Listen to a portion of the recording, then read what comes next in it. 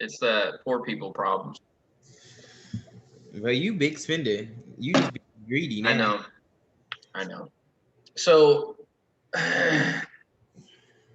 welcome everyone. We just spent 20 minutes trying to get my computer to wake the fuck up. And by we, I mean me. While Elijah was just texting me, talking about how my shit is trash. So, It's great accurate. start. Great start. So hold on. Okay, so there's some you're you're just like you used to be a Android Windows person, and now Yeah. you're balls deep in Apple. Yeah, for sure.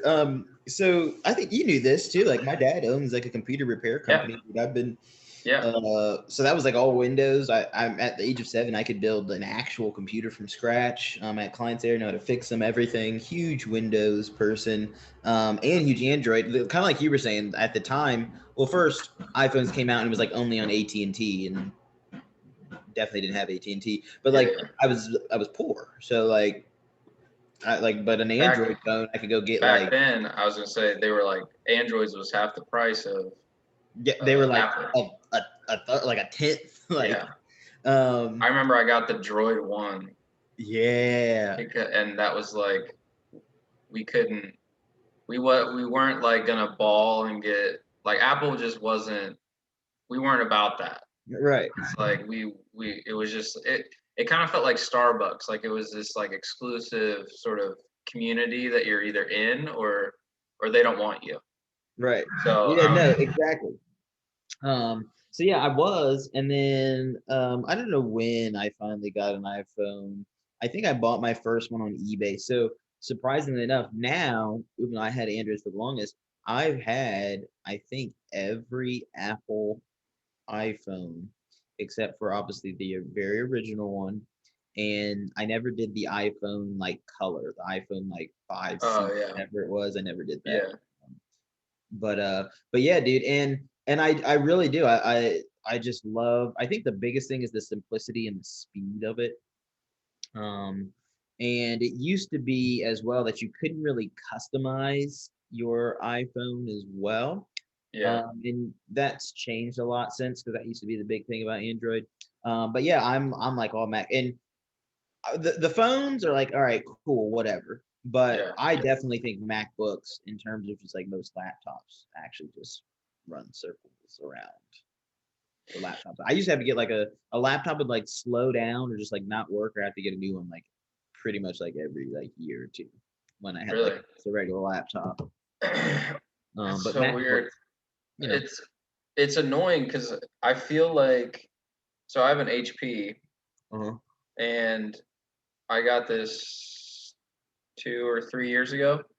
And it's like the tier below a gaming laptop, so it's like pretty nice. Mm-hmm. Um, and it seems like even from the first like year that I got it, um, it seems like if I don't use it regularly, like if I let it sit for a grip and then I want to come back to it, it's like it doesn't know what to do with itself. Like it has to, it's like rebooting every part of its existence, trying to act like I don't even know what.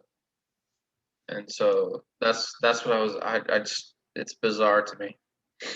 Yeah, dude. So I haven't touched it since probably last week when we did the podcast last week. So it's just been sitting down in the cold. Yeah, part of it is how and they've gotten way, way better than this than it has been. But part of it is how Windows is actually designed, which has we have to note, right? It has little to do with like HP. Like HP is who creates the hardware that runs the computer. The software is by Microsoft. Yeah, Part of it has to do with Microsoft and how the operating is designed, where it literally can like get bogged down and like carry baggage and stuff. And so like we're getting super technical, but like the registry needs to be cleaned and all this stuff that really slow it down. So that's why I said I help you at the end. But yeah. whereas like Apple, on the other hand, is not the They its don't. operating That system doesn't is happen. not, yeah, is not designed that way. and so it usually performs much quicker. But Got it. yeah. Well, maybe next time I level up, I'll consider. Dude, the other cool thing I don't know, just that I like to do is Apple. I think 2 years ago now, like announced like their Apple Card, so it's like a credit card. Yeah. It's pretty cool. Um, I would, I got it because I have everything Apple, but I like it because they let you now if you have an Apple Card, you could buy like a brand new Mac and they'll like ship it to you, and then you pay like $80 a month, like on your card or something. Oh, really? Yeah, like they'll just like put it like in installments on the Apple Card or something like that. With like, and they have like I think Apple Card is like zero interest. Yeah, there's no interest payments or something on it too. So Damn. sometimes I just do that for cash flow. I think like maybe a year ago, I got like the brand new Mac. I think I got both of our new phones on it and like something else. And I mean, I had the cash, but I was like, why spend $5,000 if I can just keep $5,000 and still have this? And so I did. And Yeah. then I ended up paying like it off like 3 weeks later. So I didn't like carry it out at all. There's no interest anyway, but yeah, like I don't know, it's pretty easy and they like approve it on the spot or approve or deny on the spot. So if anyone's looking to get Apple, I always recommend that. And That's what's before up. people that are listening are like, oh, why would you do payments and like cash flow is king. I will Yeah, a baby. 1,000% always take installments versus giving up a lump sum of cash Lump. every single time. Yeah, the only lumps that I'm taking are my own. Not giving nobody else lumps. Yeah, I mean, just like I mean, like I said, even if I had like it doesn't. Yeah, I don't know if you had $5,000 and you're gonna go buy something and it's $5,000, don't just like. Well, okay, here's a more practical thing. Like I ran into this situation a little bit, kind of like when I was right around the time that I was about to go all in on GameStop. Mm-hmm. I probably had like $5,000 to my name at that time, I remember you saying that. and I had, I've got assets and other things, but like just in my accounts, I had five. Right. And was going through some things with the house, and so like I had some money that I knew was going to get tied up, and so in addition to like I've got a tattoo and like had some other payments that I was working through, and so I had like 5K, and I was like, well, shit, like I gotta pull some of this out of my investments, put it in and set it aside so that I can like, like have a little bit of a buffer if something were to go crazy. And so like I could have been like, oh shit, like I need all of it, but I put all of that on all of the like payments that I could on my credit card so that I could like spread it out and do it in installments basically on my credit card, which as long as I make the minimum payment, there's no interest that's charged. And so I was able to, I pulled about half of my initial investment out from my stocks and put it in and had it as like a emergency fund if I really needed like some extra money, and then invested the rest. And like if I just paid everything in a lump sum, I would have missed out on $15,000 from GameStop because if I pulled everything out, then I wouldn't have been able to capitalize on that. So I was just like, that's kind of a real life example. Yeah, you brought up an amazing thing, right? And like, so it's because people, we talked about this before, people aren't properly educated, right? And so a lot of people, and I know this was my parents, right? My mom, like, no, like credit cards are bad, right? Or like, oh, we'll go Yeah, cut it up, like we don't use credit cards. mine too. But let me break this down for you because that's just misinformation. Now, the lack of discipline in anything will screw you over, Yep. right? So keep that in mind as we're saying this. But that doesn't mean credit's bad because Discipline there's, is like the overarching yeah, absolutely, right? thing. The thing that I know for a fact from every wealthy person that I've got on my phone that I've had the opportunity to brush shoulders with that I actually personally know, these mofos use, this is how they usually talk about it. They talk about using other people's money. They're talking about credit, right? How can Yep. I take someone? How can I borrow? But then when I have that money, how can I turn and take that money into something that's going to cash flow or produce, right? So like investments or things like that. And here's the very simple thing I always explain to people: if I came to you and said, "Hey, Owen, dude, um, I, I think you're a good dude. I think you're doing good things in the world. I just want to loan you 10K." And the 10K, dude, is Say less. revolving. It's revolving. So if I'm gonna give you this 10K, you can pay it back to me whenever. There's no real like timeline on when I need it back. I'd ask you just to be respectful and make like some sort of like good faith payment, just so I know that you didn't die every single month. um but yeah, I mean, use as much as you want. You pay it. If you use 5K, you pay that back. I'll just replenish the 5K. Yeah. Someone walked up It's to you. basically a credit card. Exactly. You'd be like, okay. And you would go spend the Yeah. 10K. Like, Okay. you'd be like, are you serious right now? Yeah. Because the deal is that is, like you said, that is what credit cards do. But they also know, like I was talking about, they're banking on the lack of discipline from the majority of individuals in America. Yes.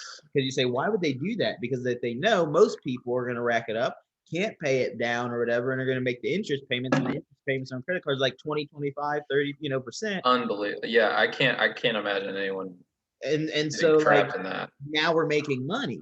But Yeah. like, and the crazy thing is when you go sign up for most credit cards, and we can spend some time on this because I have some experience in this, but I actually have a partner he's got a 500 million AUM, assets under management. He does a financing company, but he Yep. helps people start, specifically fund and start their businesses off credit cards, because a lot of times when you go sign up for one, the average credit cards gives you 12 to 18 months Of no no interest. interest. Yeah.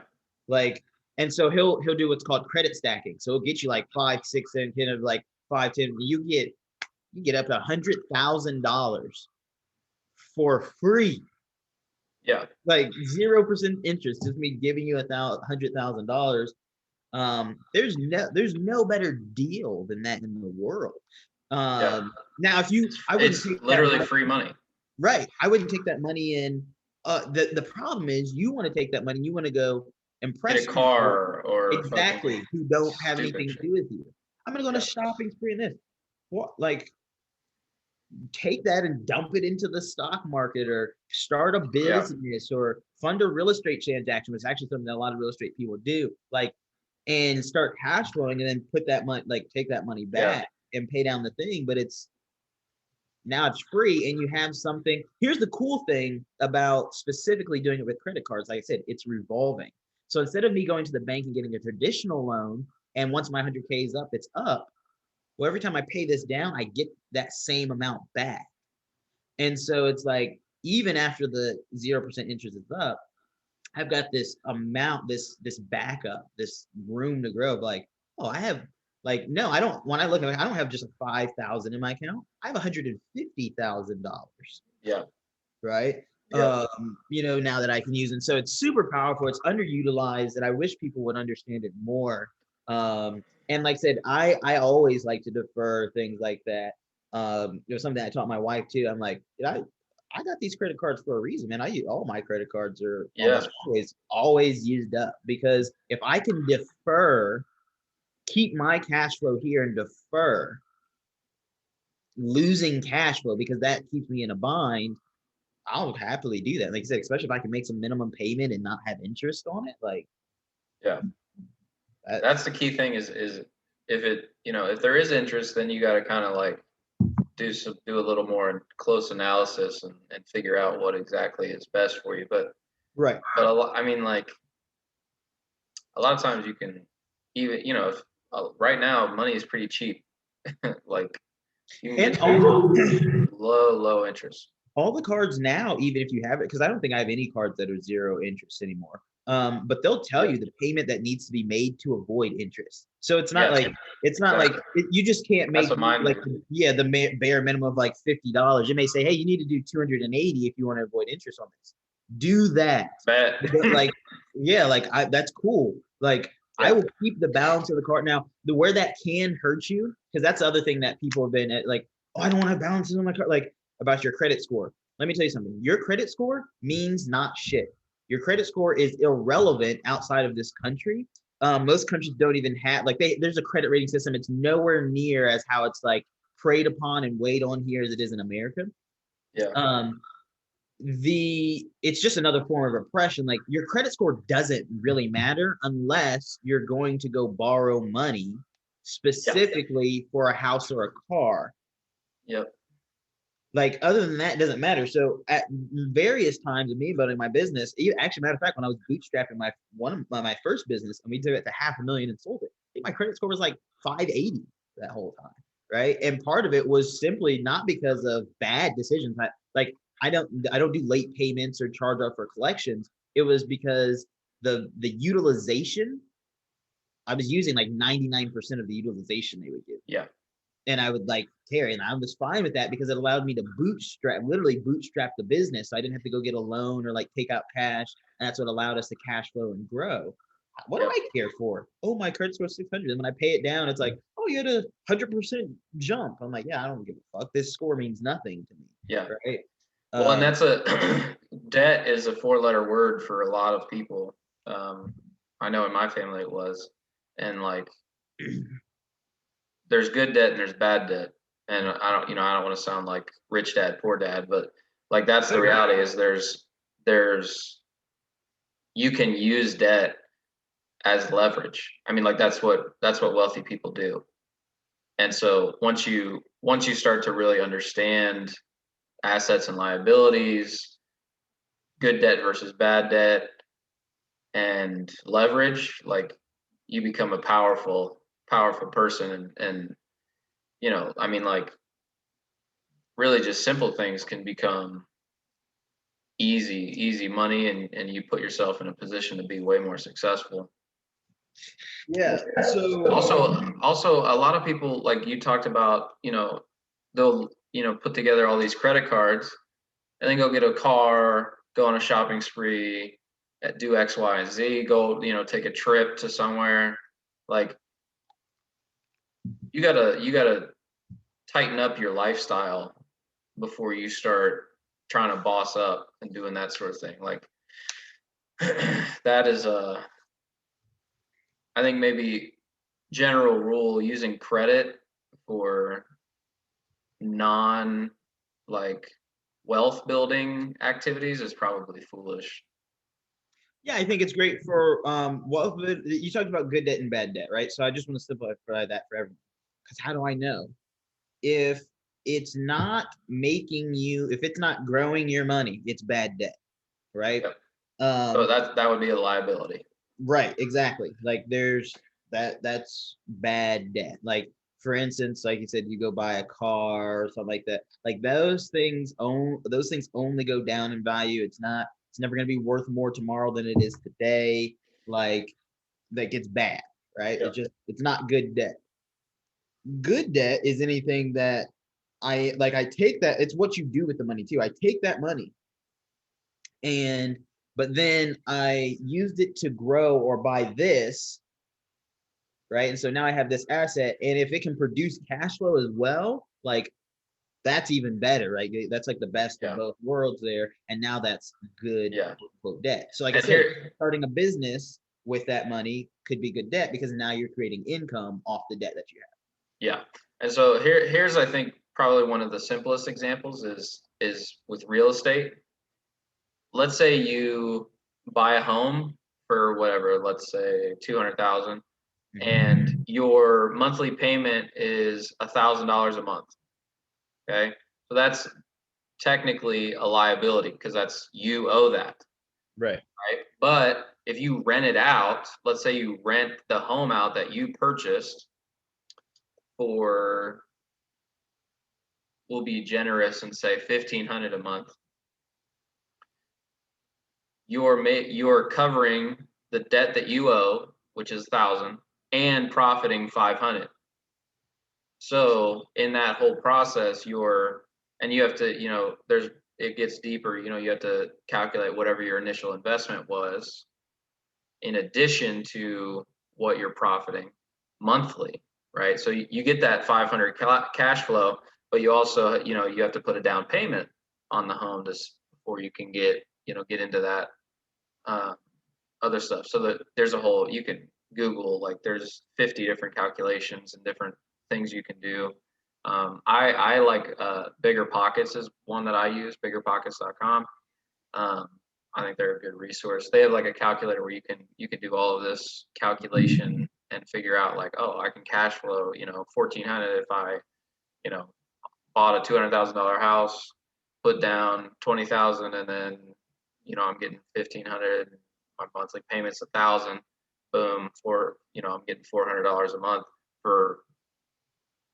and you could use other people's money for that down payment, and then you tighten up your cash flow a little bit there, but you can still, if you are smart and use the numbers to your advantage, you can still make money in that situation and make everybody happy and pay everybody, and it's all good, and you get money.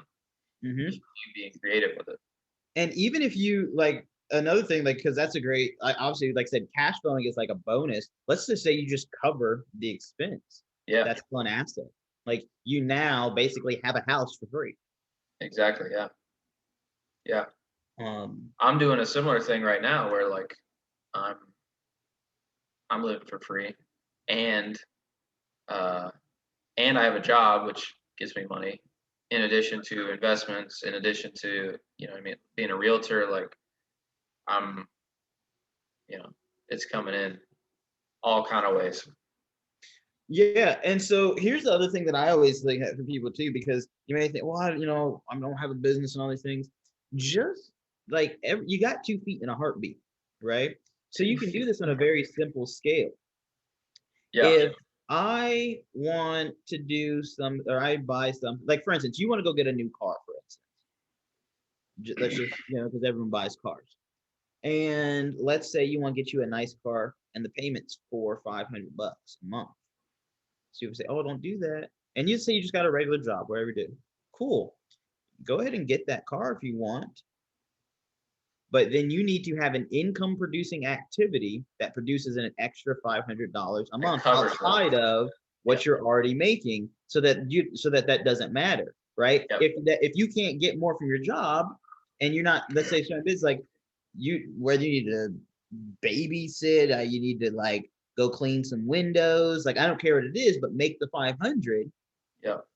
And so that's not, but that's what people don't realize. They go do those things. And so most Americans, unfortunately, don't actually have an income, right? They actually just trade money. Yeah. They get a job, they get money, and then they hand it off to the mortgage company and the credit card company and the car company. So you never get to keep any of your money, and you're never going to grow wealthy until you have an influx. So you need to do 2 things. One of 2 things. You need to either, and everyone can do this. This is how you can become wealthy very quickly. It takes discipline, but you need to either increase, and I would probably aim for double your income, or cut your expenses in half. Because most people say that's the excuse. Oh, entrepreneurs, you got the entrepreneur gene. How am I supposed to double my income? All this, that, and the third. Cool. Don't double your income. Keep the income that you already know that you have and you can service. Cut your expenses in half. You can do that. I have a car. sell it, get a hoopty then, right? Yep. Like, Exactly. no, I'm serious. If No, you that. do that for, Yep. even if it was just most people, if you make, let's just say four. Well, here's the thing. You could get a Honda Civic, which will go for 400,000 miles. Like a 2010, you could get for probably 3-4 thousand right now, and Yeah. make payments on or what. So if you're rolling around in a fucking BMW, like, and you're not sure, or shit, maybe you got a just like a regular ass car that you are leasing, like some Nissan or something. Like, that's not, the payments might be decent on it, but like, if you wanna start tightening up your lifestyle, Exactly. you've got to make some, and it's a choice. Like, I think that's one of the biggest things is some people want to talk about it, but they don't want to be about it. So Exactly. so if you really want to be about it, then you gotta look at yourself and recognize what's happening and have that self-awareness to be like, damn, I'm blowing it. Like, That's what I'm saying. I Like, got, it takes the and it's not, discipline. again, I'm sorry to interrupt, but it's Oh, not someone else's fault. It's not the fucking minimum wage is too little. It's maybe it like I worked from age 14 to like 22, like all the way through college. I worked two jobs working minimum wage. Like, and I had plenty of money. I paid my way through college off of that. mhm. So it's like, and when I was in college, I didn't go to college like in my city. So I would go away, and then on my breaks I came back, and I had to like call ahead and be like, yo, I'm coming back this day through this day. Can I get on the schedule? Can I do that? And so like it was, went from college to coming right back on my breaks and back on the grindstone, like Yep. 60-70 hours a week in restaurants, like, and that was how I got by. That was how I got, and I didn't have, a lot of people was like they'd go out to eat all the time when they were in college and always had new clothes, and they was always going to there and this and that and there and traveling overseas, and like I didn't have that money, so I didn't do it because I was about it. I was being about it. Yeah, you were disciplined, and that's what I mean. Like, so call me extreme, whatever, right? If you're not in the, like, I want you guys to realize how quickly this can build So, up. yeah, If you make just yeah, $4,000 a month, which is just about probably about that. No, I think it's a little bit higher than that now, but like lower than average American would make about 40-some thousand dollars, right? Right. With what that would be. Um, and but your expenses are 2,500, 3,000 maybe, and you're only left with 1,000, and then you're like, whatever, right? yep, Okay, if you can take your expenses from 3,000 to 1,500, you literally just gained an extra 1,500. If you just did that for 6 months, you'd have almost 9, 10 grand, 8 to 9 grand yep, sitting in an account there. That's a huge cushion that most people do not have. yeah. That now you can start doing things with, and it's just 6 months of 6 discipline. months, yeah, Like, and you can go, like you said, you can invest now. We talked about before how you can go find a property, run down and put a deposit on it. Like, there's so many things you can do. That's how quickly, just at a normal job, if you're just disciplined, like you just cut off your subscription services. Go look at your bank statement and see how much you spent on food or going out or fucking alcohol. I'm yeah. not a big alcohol person in general, but the way that people in general, but especially people who don't have money, like be buying these drinks. I'm like, bro, water is free, motherfucker. You only need water to live. You better, like, you know what I'm saying? Like, I'm not Exactly. saying don't enjoy yourself, but if you're not where you Yeah, want to be, stop doing these things. Oh, I got, X, Y, and Z shots or X, Y, and B. And you're like, that shit adds up. And be disciplined it's for a expensive. tiny period of time, Yeah, and you will have so much extra money. yeah. Um, and then And you come back full force. like, to some degree, that is like, for me, getting something other than water when I go out to eat, that's like we ball. You know what I mean? And so part of that is like part of that is how I was nurtured and how I grew up, but part of it is also like we're talking about, it's discipline. It's like you could have came from the gutter and still, every time you go out, you're balling all the way. Like you're buying all the drinks and the most expensivest meal, and like it's it's not that those things are bad. It's if you exercise some discipline for, let's just say, a year, that 6 months, for just a really short amount of time, you do it for a year, you for sure are going to be wealthy. I don't care how much money you're making. Yeah. $20,000 a year, you'll be wealthy. Yeah, exactly. And so that's, it's like how hard so you can, I guess, here's what I want to say. You can exchange the ball in for right now. If you pulled it off for a year, you then, it's like a compounding interest. You later on get to ball for forever. You know what I mean? Like you delay the gratification for a year or more. Like, the longer you delay it, the longer that you get the ball indefinitely. So like if you set it aside for a year, you put yourself in a position where, okay, well then at 40, I can do whatever I want. Yeah. Because I'm free from whoever I owe money to. This is a simple, and I've heard people have different variations of this, but I want to give people a tactical thing that they can use right now, right? Because we're talking about like cutting expenses and all these things. Just about discipline and realizing that you can actually live off of 50% of whatever it is that you make, right? If you're disciplined and make sacrifices. Now, I'm not saying it's easy. I'm not sure you're gonna have to make tough choices. Yeah. But I even heard Tony Robbins kind of talk about this. He was one time he told people, which dude, I think owns like 80 some companies now, but had talked about, and I've been doing this for a while and didn't even know it. It was something he recommended, but like take just 10% of what you make. And he talked about putting it into some type of like investment, whether, is a Roth RIA or, just something, right?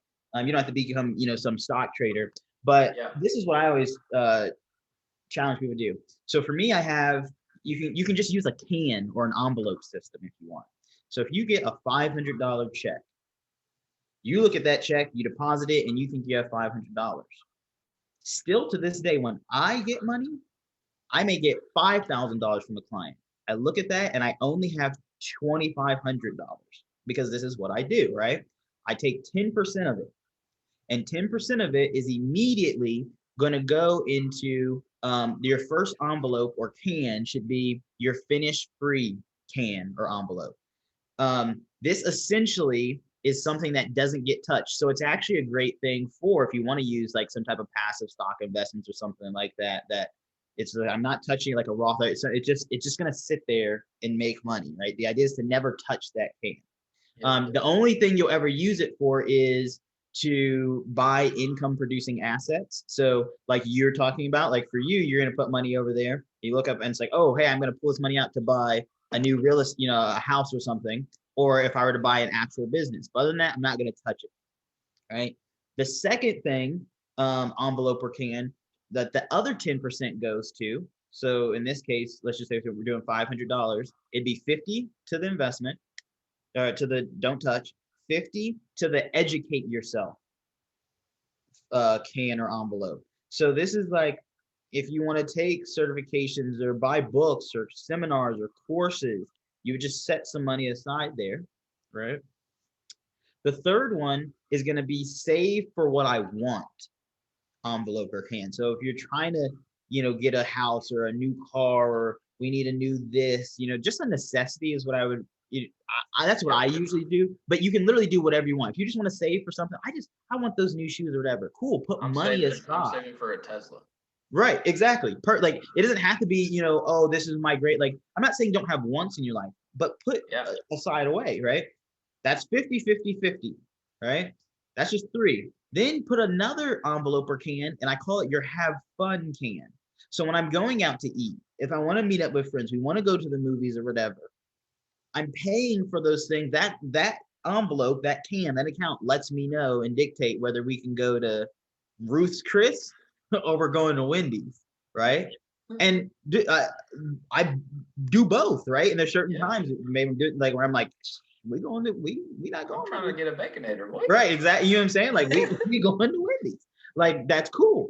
But now, like, all right. And then for me, and most people can stop there. For me, I have an additional one where I do tithe, right? So I take 10% of my income and I tithe.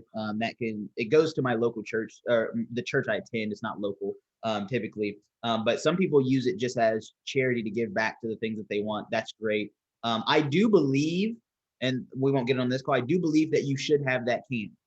I think that you can't afford not to have that can, and not for religious reasons. There's principalistic reasons that when you sow back into other people, what will come back to you.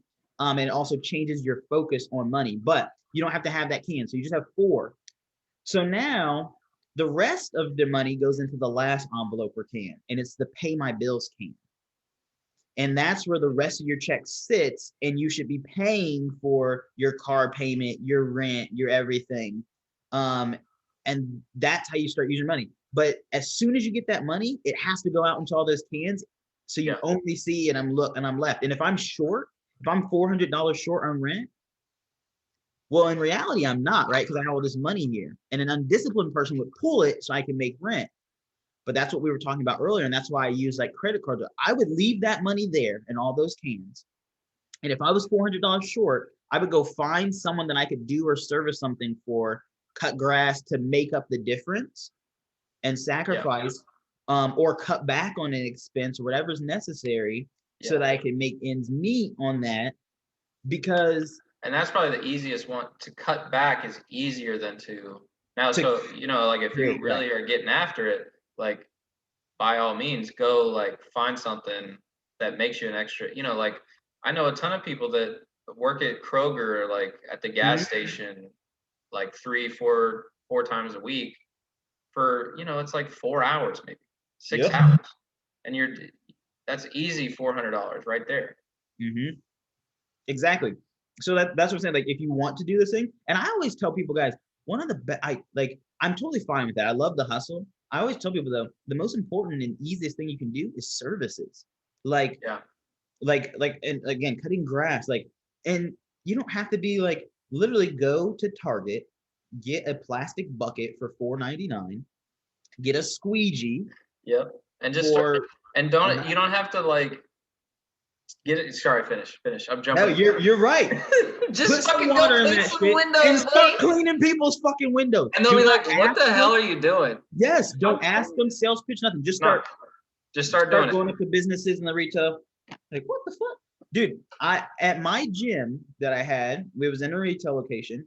I would obviously clean my own windows. And weirdly enough, I really enjoyed it.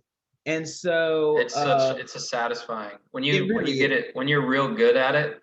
It is. God, it feels good. And so no line or whatever. You just exactly. Oh God.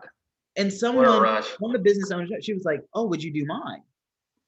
And I was like, "Yeah, bet." Yeah, I'm like, "Yeah." For how much? And, she was like, "I'll pay it." I was like, $50. She gave me $50. Oh my God. And then I went down to the next one and was like, "Hey, I'm like down here cleaning our wage." Gave me $25.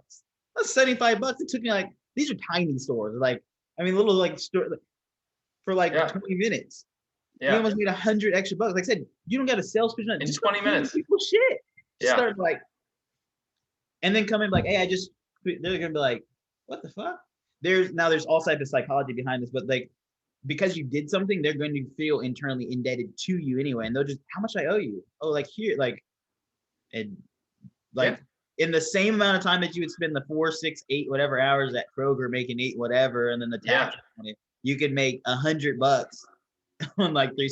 And here's the thing: once you do the first one shift at Kroger, you probably won't make $100. Oh yeah, taxes and all that. Yeah, exactly. But let's say I do Owen's and Owen actually pays me. That's the first one. As soon as Owen pays me, I now have the Leverage. yeah, like not only the leverage, but like yeah, basically, yeah, let's say leverage. I can go to the next person, like, yeah, your tenant mate or business, whatever, your Yeah. neighbor, Owen is just pay he hired me to do his windows. Since I'm here, I figure I'd just knock out and do yours too. And Okay. now they're like, oh. Now did Owen call me up and hire me? No, but he paid me for the service now. Yeah. And if he didn't pay me, let's say Owen's an asshole and he didn't pay me, he's just like, okay, dude, thanks, bye.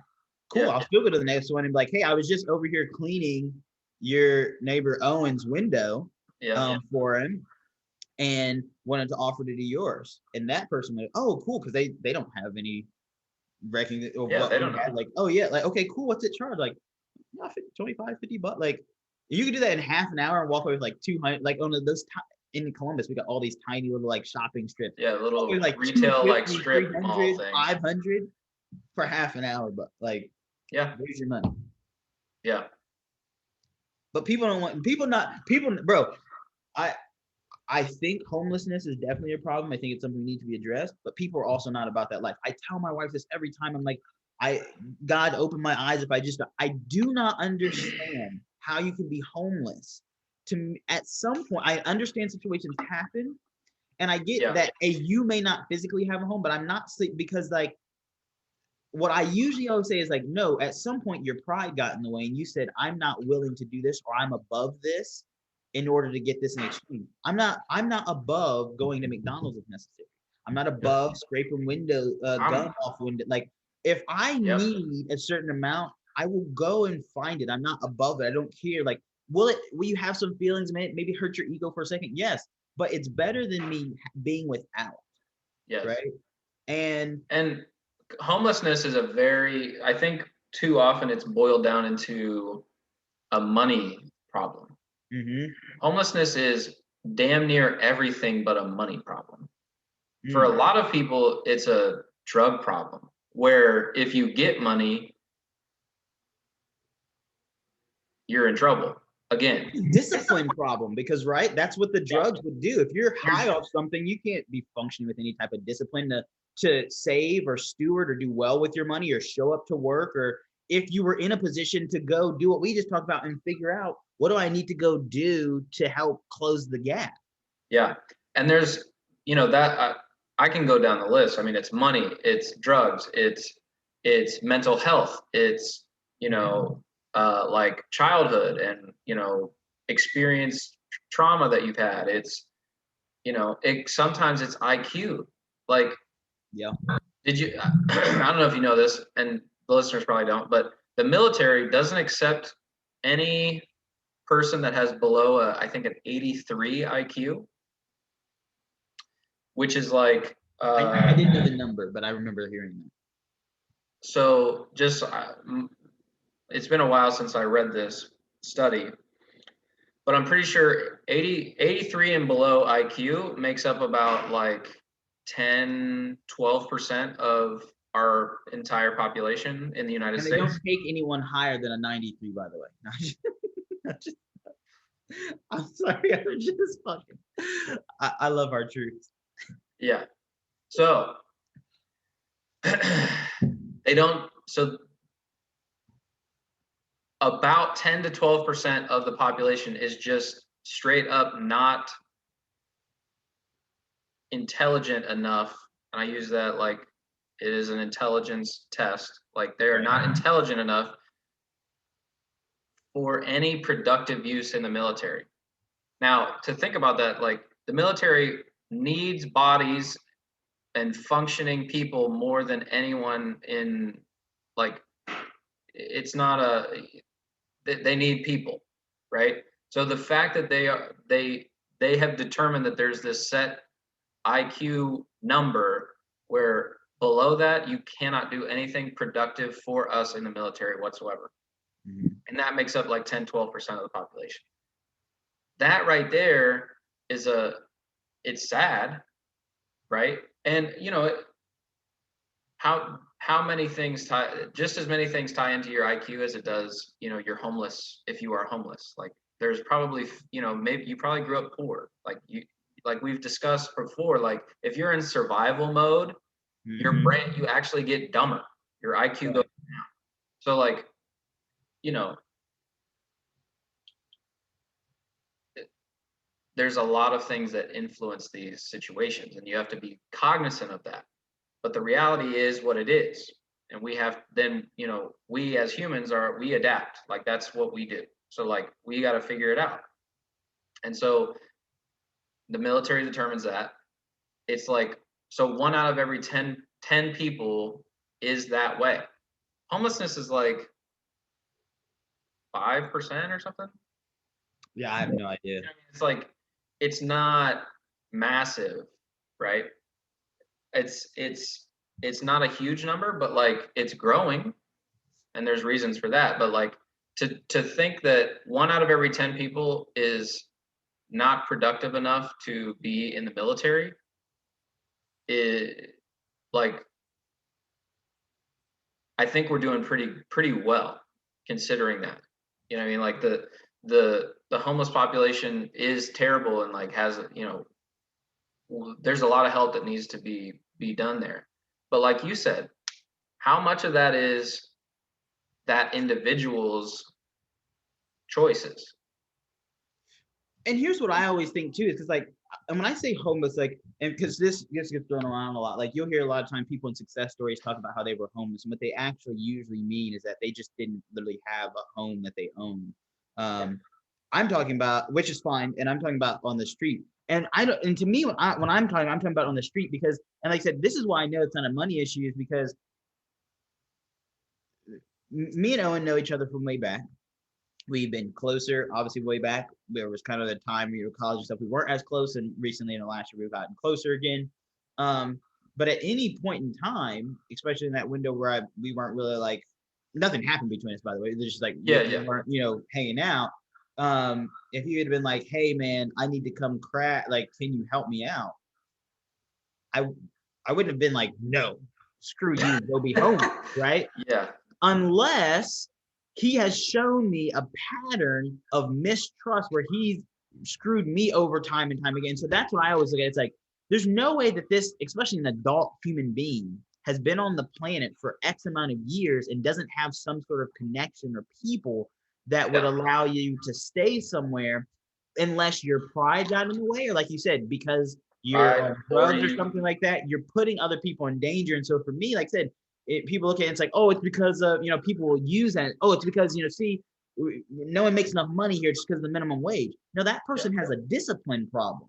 And I don't care, like, again, it could be because, like I said, and people don't want to think like this, right? Right. It's like, it's kind of like, maybe I'm being mean, because I'm not being nice. Like, right. Like, I don't care about being nice. I'll take the asshole badge. Yeah. Yes, you may have reliance or have been abused by drugs or sexually, like any of those things. Those are real life situations, but it still comes down to that because if someone else has gone through those same things as well and is not in that situation, it's because of the discipline that they had. So like we said, the only way I'm going to let Owen be homeless is if Owen has, like, usually more than once. I mean, it's a pattern of mistrust, or maybe he put me and my family in harm, with his decision. It's like, okay, dude, you can't be here anymore. So just seeing one time I can like look past it. Right. Two times I kind of note it, like, but I might not say nothing. But the third time, right, and depending on the levels, there has to be some conversation. It doesn't matter what it is, anything that bothers me. That's how I roll. It's like one time I'm like, all right, okay. It could have been a fluke. You know what I mean? Second time I'm like, oh, I'm gonna start paying attention to that. Right. And then the third time I see that, then I'm gonna be like, let's talk about it. Right. And so it's like that's when I'm looking at that, I'm like, no, that person either ego-wise or has chosen to burn all bridges and chosen not to help themselves in any way, shape, or form. And so now is in this situation because, like I said, I get hard times and things like that. I'm not saying you have to own, but like you should have relationships with people. And by the way, if you're, I don't know how you'd be listening. Maybe you're listening to this and you're in that situation, or maybe you're on the brink of that situation. We never know. Yeah. When you come to people, don't just ask for a fucking handout. Come with a fucking plan. Owen, dude, some shit has happened in my life, X, Y, and Z. I am in a very tough spot. I'm about to lose this or not be able to like hear. And I'd love for if you'd be so willing to help me out and let me, stay on your couch for this time frame. This is what I'm trying to do, or what I'm going to be trying to do to bounce back and recover Yeah. while I'm here for this time frame. And I will say that in my experience with those situations and with people that are in those situations, most of the time you do get that sort of plan, right? One example was a dude we played football with back in high school, who will remain nameless. We'll call him John. And homie like was in a tough spot, like, had all the situations personally and went based on what he told us. Told me. Parents were not there, like didn't have no food, the whole gambit, the whole thing. And played football with us, and so I was like, all right, bet, like, I see you're going through this tough time, like y'all ain't got no food at home. You can come crash with me, like at my place for however many days. And here's the thing, by the way, I just want to pause in this story. You don't own this house. You're a minor. This is your parents' house, and this is your childhood best friend. So speaking to our point, but continue. Yeah. So like he was the only reason I had any connection with him because of football. And so this is, again, my parents' house. So this, my parents are very generous people and loving and kind and sweet and amazing people. And so for them, it was like a no-brainer, of course. Like he can come and stay and chill. And so he hit us with like, 2 weeks and I'll be good. Like I just need 2 weeks and then we'll go from there. And, I have this plan. I'm going to get a job and I'm going to be able to, pay for this and, be able to help my parents with rent and, or whatever, and like be able to buy food and X, Y, and Z. None of that ever happened. And so after like 2 weeks, I'm like, and he's talking about how he ain't got no food. He's only got like peanut butter and jelly at home. He chilling playing Xbox. Yeah, exactly. And I'm like, and I think we went to pick him up or something one time, like after school. And he's all like trying to hide stuff when we walk up, like he don't want us to come in or none of that. And that kind of, so that was like, this is bizarre. We're helping you and you're like being all weird, right? Trying to hide shit from us. And I remember I noted that, and my mom did too. And so then he comes to us and he's like, 2 more weeks. This was probably a weekend, maybe a week and a half. And then he asked for 2 more weeks. And so I was like, I talked to my mom about it. I was like, I mean, fine. He's not hurting us. Like we're making food anyway. So like, it ain't no skin off our back to feed a brother. Right.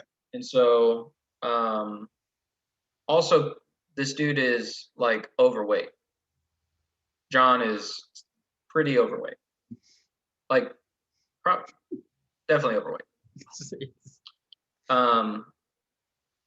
And so another 2 weeks go by, and I'm like, yo, like, have you been applying to jobs? Where are you looking at? Right. Like, yeah. I've been doing it. I've been applying, bro. Where at? Oh, I don't remember. I don't remember. Like Kroger and shit, this other place, man. Okay. And so this was like 3 weeks in and then by the after 4 weeks, we sit down and have a conversation. He's trying to ask for more and more and more. 2 more weeks. I ain't got no food at home. I'll just, the same bullshit. Right. And I sit down and I'm like, and this is me, I'm probably like 16, 17. And I'm like, all right, here's the deal.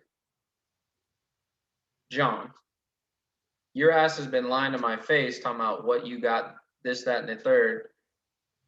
You have food at home. You have a mom at home that probably cares about you from all indications. And you're trying to like, I don't know what you're doing. You're trying to like manipulate and work your way into taking more from my family, which is already like, we ain't balling. We're going through our own struggles. Right. Like my you know, we had our own struggles. Yeah. No need to name them, but yeah. And so like, what are you trying to like leech off of my family for? And I like, this was damn near verbatim what I said to him. What are you leeching off my family for? And then he kind of like woke up. It was, I could see it in his eyes where he was like, oh, I thought I was playing them this whole time. Right. And he was like, oh shit, they actually was paying attention. And so there was other things going on like with football and shit. Like he eventually got thrown off the team, et cetera, et I cetera. remember all this. And so like all of this sort of came to a crescendo, and you know, it goes to show like, Because he was manipulating several people, including the entire program. It wasn't just you, but you guys had been, as far as I understood, the initial, not catalyst, but you guys were the initial people to step in and really help we him. tried to help. We tried to help.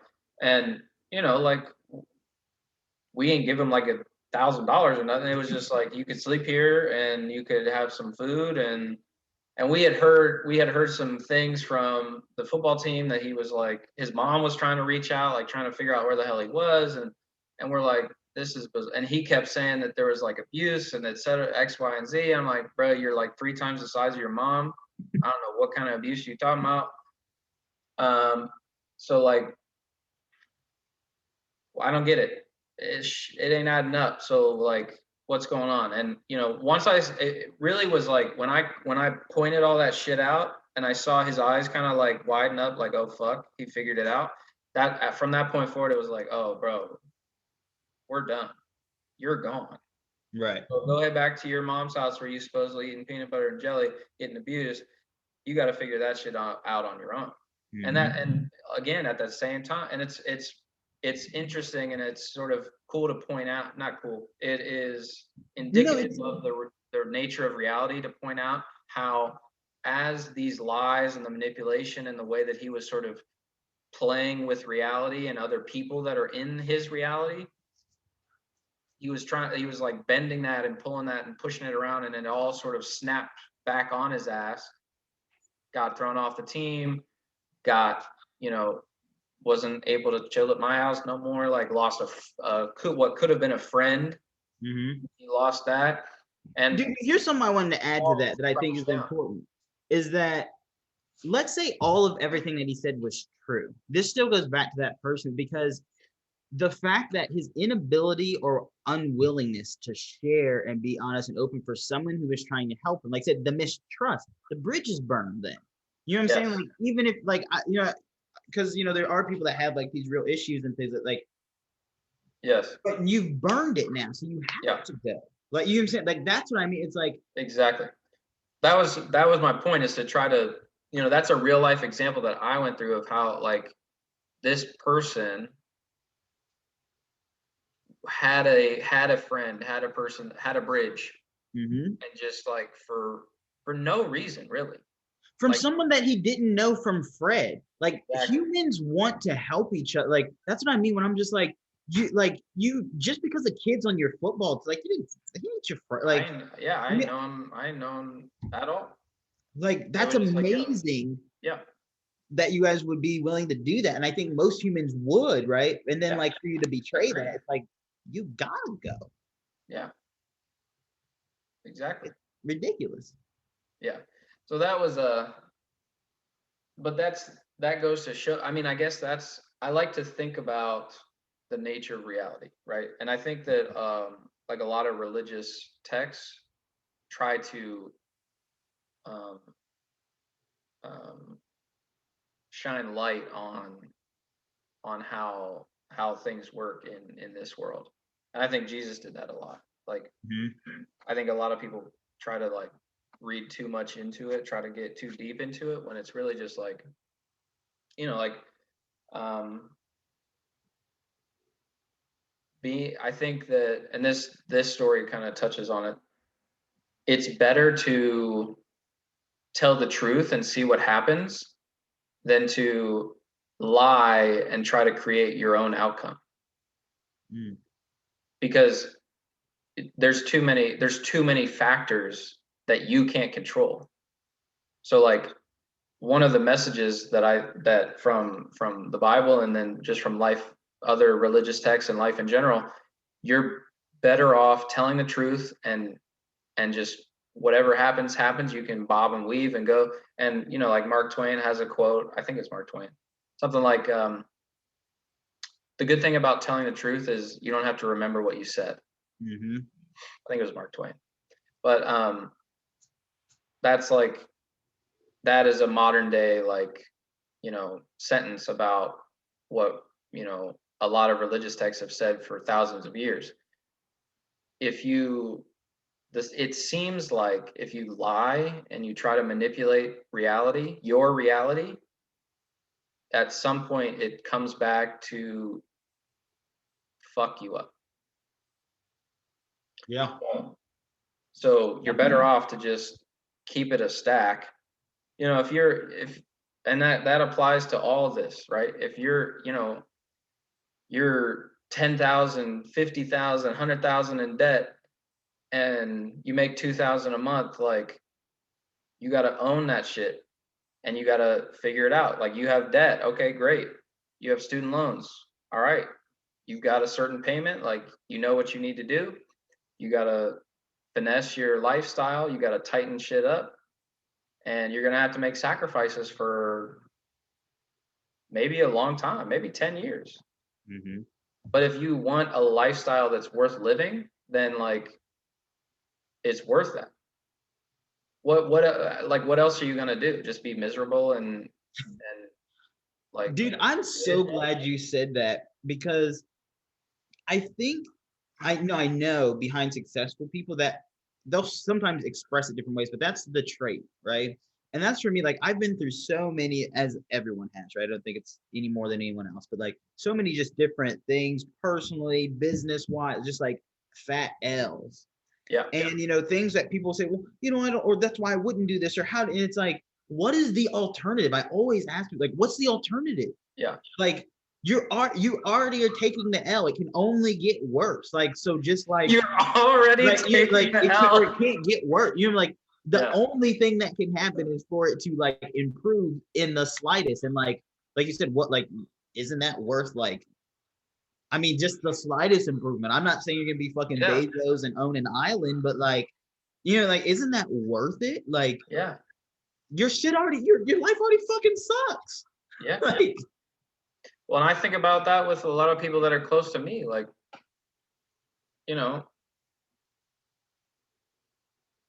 you've worked 6 days a week, 70, 80 hours a week for 30, 40 years, and no retirement, no, like, no future plans. Like, what are you going to do? Are you just going to grind yourself to a pulp until you're 80? Like, what, and, it's like, yeah, you have responsibilities, and yeah, like, it's safe, but that's there's a quote, I forget who it was. Damn it, Naval, I'm gonna look it up. Hold on. Something about fixed salary and something else are like the greatest drugs in life. oh, I think I kind of know what you're talking about.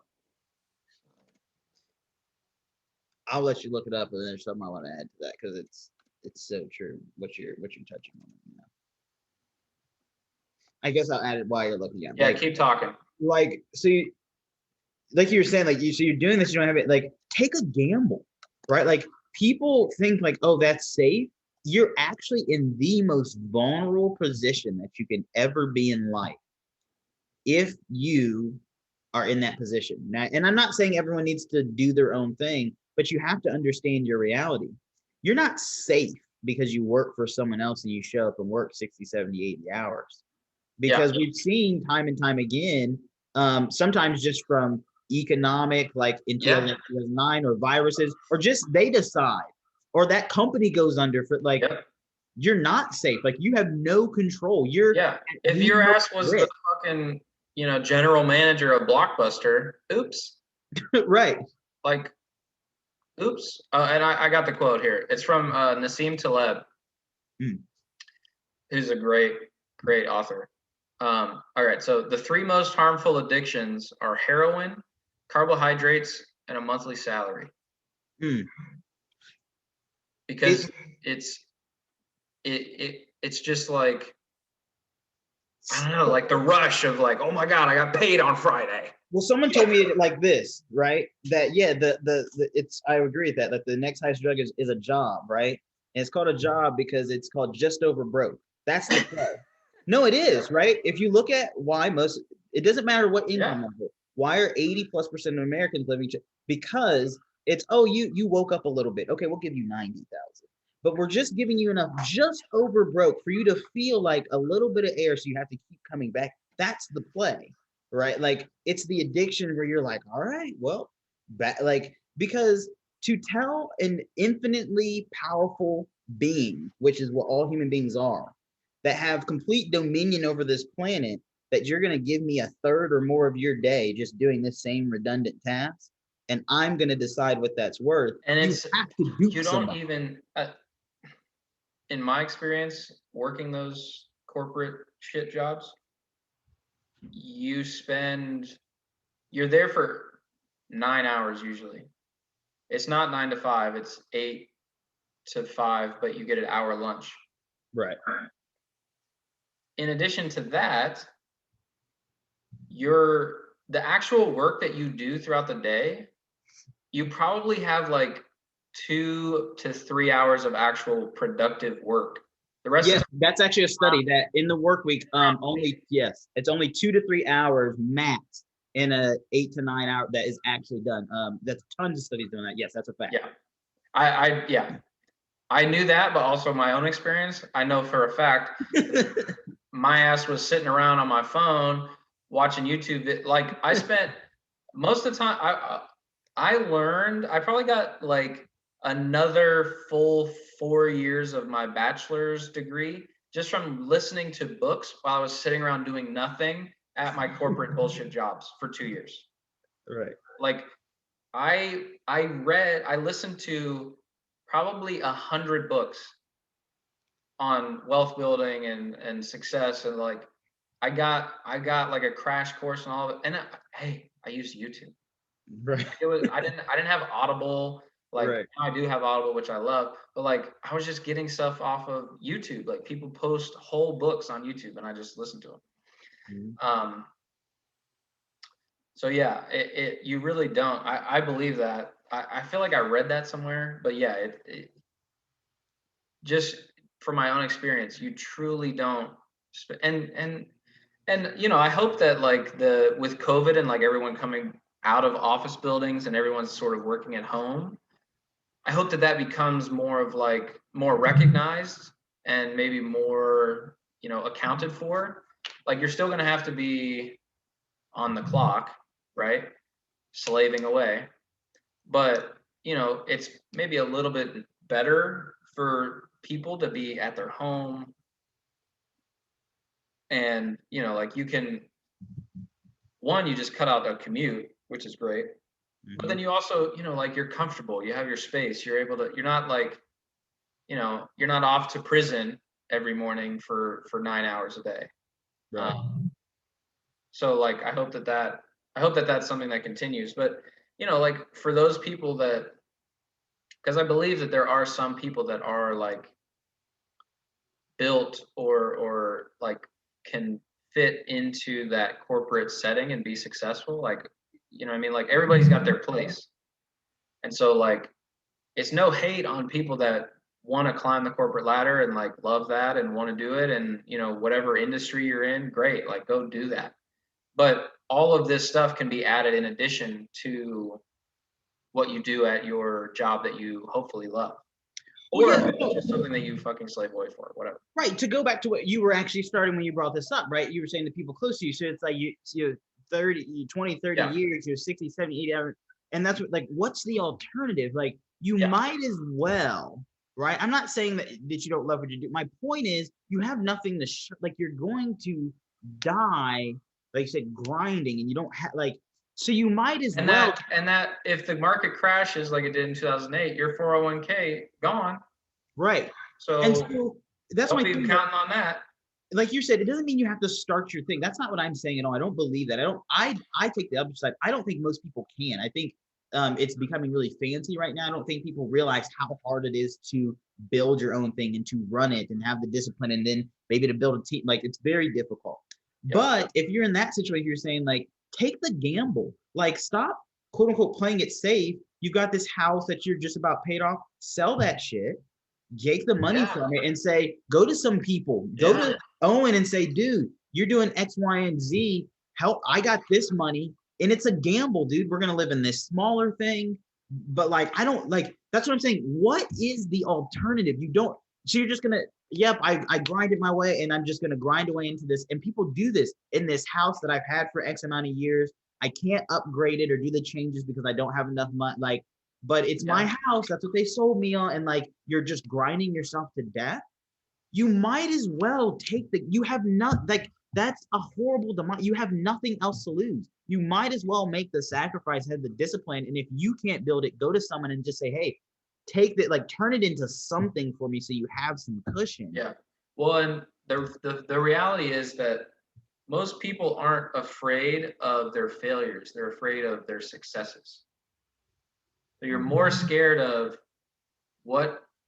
how are you going to be able to get to the point where you succeed? You're more fearful of that than you are of what you could lose. Because like for a lot of people, okay, you lose your your 9-to-5 job where you're getting a secure payment every 2 weeks, like, but your time you're most of those 9-to-5 corporate jobs are 8 to 5, but then also like they want you to stay a little bit longer so you can get the shit's done, get other people's work done or whatever that they didn't fucking do. You know what I mean? Like put a little extra time in and see what happens. Like, okay, so then that turns into, it's not about how much time you are working. It's just how much time does that take up? So that I noticed for me, I already calculated that it was taking up 9 hours of my day, because it's not a 9-to-5, it's a fucking 8-to-5. Mm-hmm. So there's 9 hours of my day. Then I have commute there and back with traffic in a city. You're looking at, a good 30 minutes to an hour. 10 hours of my day gone. And if there's an accident, 10, 11, 12 hours of my day gone. So what the fuck? I'm just going to go there, come back, sleep, and do it all again? No. Like, miss me with all that. Right. I'm not, that ain't me. I'm not a robot. And here's what we're trying to say, guys, right? Like, because I want to be very clear, because I think a lot of entrepreneur people and stuff do this and say things like this. It's not necessarily. Yeah. My point is always to get people to. You have to open your eyes to reality, understand your reality, so that you can use it to your advantage. I'm not saying quit your 9-to-5. I'm saying wake up, understand what's happening, and now turn around and be like, cool. I understand the game. Like, it's like if we were to play a new board game and you don't know the rules, like, you're just getting used. As soon as I understand the rules, I don't have to quit playing the game. I'm just like, oh, I can play the game too now. And like we were talking about earlier, you can do things like, let me make sacrifices here and stuff so I can start to build, up excess or, wealth. And I can start doing other things, side things, or turning into this or whatever it may be. So that while I'm playing this game, I'm also going to win. Like I'm managing the risk so that I know I'm going to win on this side versus just being in another cog and in the wheel. Yeah. And for people that, don't like, for me, it weighed on me every single day. Like, I always was like so keenly aware of how much time that I spent making millions for someone else. It was like, 10 hours again today, 9 today. Oh, nice, 9. You know what I mean? Like 11, 12 this day. Like, it's just, it really was just like, it drove me insane. Like, I couldn't, I became obsessed with it. And so, like, if someone's not, and I was obsessed with changing it. And so it wasn't like,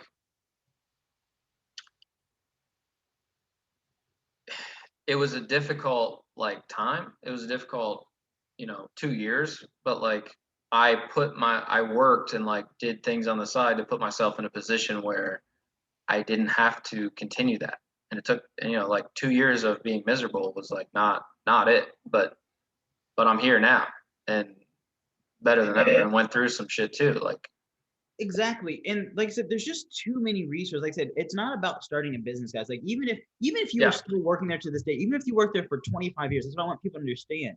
If Owen's open and aware to the game and yeah, he can now do certain things that we were talking about, and maybe he's making sacrifices over here where he's still putting in, let's say, those 60, 70-hour weeks. But that whole time where he understood the game and he's, let's say, using some of the principles we talked about earlier with the cans and things, he can now leave that job if he wants, or like I said, even if it's just in the stock market, in the RIA, or like, I mean, there's so many different things, but even if he had just put it in an account, how much more freedom he would have of yeah, 20 years of just putting his head down, knowing that, hey, this job's paying me 60K and I sacrificed for 20 years to live off of 30K so that I could put 30K away for yep, the last 20 years. Do you know how much money and freedom he would have without building? We're talking about worst case, like not building a yeah, business, none of the things we're talking about, not putting it in the stock market, just realizing and being open to the game and what happened. This man now has over $500,000, 600 some $1,000 sitting in an account and has freedom. you can do a Still, lot with 600 too. right, exactly. Still just doing the same, even if he Yeah, doesn't want to change his life at all. He could that's yeah, I'm good. He could, by definition, he could, because he sacrificed for 20 years at the job that was paying him 60,000 and was disciplined and put 30,000 away. He technically could live for another 20 years doing exactly what he's doing, but not going to work. yep, But y'all don't like. That's what I'm saying. When you're, I'm not saying build a bit like when you're open to the game, you can yeah, play the game differently. I'm not saying you have to build this idea like or quit your like. Oh, cool. But now I understand the game, and so I'm gonna put my head down. That's cool. And yeah. now, and I think if I I love asked that. anyone listening, okay, if that was the case, and I just said, cool, you can live your same exact life for the next 20 years and not work, wouldn't you end up probably doing something, right? Wouldn't you end up exploring something new or creating something? Yes, of course you would, right? Because like it's not in our human nature to just sit idle for 20 years every single day and not do any, like literally do Yeah, nothing, right? You would find something new and create something. So that's usually where that comes from. But like if you really understood and played the game and sacrificed, that man could live another 20 years not doing yeah. anything, just sitting in his house kicking his feet up. And you use that 20 years, like maybe, hopefully, you're doing something in addition to that where like Right. That's worst case you're finding scenario. something you're passionate about. Mm-hmm. And then, like you said, if those 20 years wasn't enough, which for some people, like some people don't, it's hard to find what you're passionate about, what you love to do, what you want to do. Well, you got yourself another 20 years to figure it out. And And I know here, we've talked, yeah, go ahead. I know what you're yeah, going I to was like, because I people talk about it. Don't do what you're. I don't care. Fuck what you're passionate about. You have to play the fucking game, bro. I like say. Yes. like there's principles. There's people that went before you that have done things that you can clearly see. This makes more cash flow, for instance. Yeah. I don't But care. I don't be it's, passionate about it. Let me just fucking do it so I have the yeah, freedom. it's not about have You may be freedom. passionate about sitting on your ass and playing Xbox. You're not going to be able to do that if you don't get the cash flow and make the sacrifice too. Yeah. Like, So your passion's not always going to make you money. yeah. So maybe you're passionate about like, painting. Not most, I would like 99% of people that paint like ain't Bob Ross, they ain't Michelangelo, they ain't none of that. Right? And I can't believe I just put Bob Ross and Michelangelo in the same, like, on an equal level. You know what I mean? Like, it's probably Michelangelo and then Bob Ross down way down there. It's like, if you are passionate about, I guess for me, it starts with, I'm passionate about freedom. Mm-hmm. And so I wanted to pursue something that allowed me to be free. Exactly. And so I guess that's why I always use passion, because it's, because you understand what to actually be passionate about. Yeah, exactly. And so I'm, like, I've had conversations with parents and with a lot of friends and stuff where it's like, I don't know if I like love real estate that much. I don't know if I'm passionate about real estate. I just like money and freedom. Right. And real estate is a tool for me to be free. It's the biggest tool that's created the most freedom for people. That's what I'm saying. Like, I'm passionate about, like I said, being free. So I don't need to be like, well, what would I do? I'm not as like, I don't give a shit. I'm not like, I'm passionate about wanting, like, just chilling with my family and protecting them. Yeah. What can I do? Like, let me make it easy myself. I don't have to think of something new. What have there been? This earth has been here too long. What have other people done? What are they currently doing that I can replicate so that I can have what I'm passionate about, which is just real estate is the biggest, probably. Yeah. Yes. There's no other industry that has created more self-made wealthy people, millionaires and above, than the real estate industry. So it's a blueprint. Yeah. And then once you're free, then you figure it out. You do whatever the hell you want. The simplest plan to get rich is find out what rich people do, yes, or wealthy people do, and do that, and find out what poor people do and do not do that. And don't do that. Yeah. That's it. Yeah. You don't have to be passionate about it. It's like, I keep trying, like, it's 2 + 2, guys. Like, we've talked about consequences and stuff. Like, it's just the consequence. If we do the action we talked about with the envelopes, it doesn't matter, 20K a year, 40K a year. We just gave that perfect example. If you make 60K at the job and you make sacrifices, you're going to have over $500,000 that if you did the worst thing possible and just tucked it under your mattress, you would have $500,000 and could live another 20, like that, because it's the principle. It's how wealthy people do. Like, you don't have to be passionate about that. You would go to work every day and you would just have that freedom. Like, that's the consequence. It's just that simple, but nobody wants to go do any work or care about it. They just want to bitch and moan about their situation. Hate on others that are trying to do it. Because apparently that's the part of the equation now, is I have to bitch and moan about my situation, talk about how I can't do anything differently, even though I'm not taking any actions to experience a different outcome. Yeah.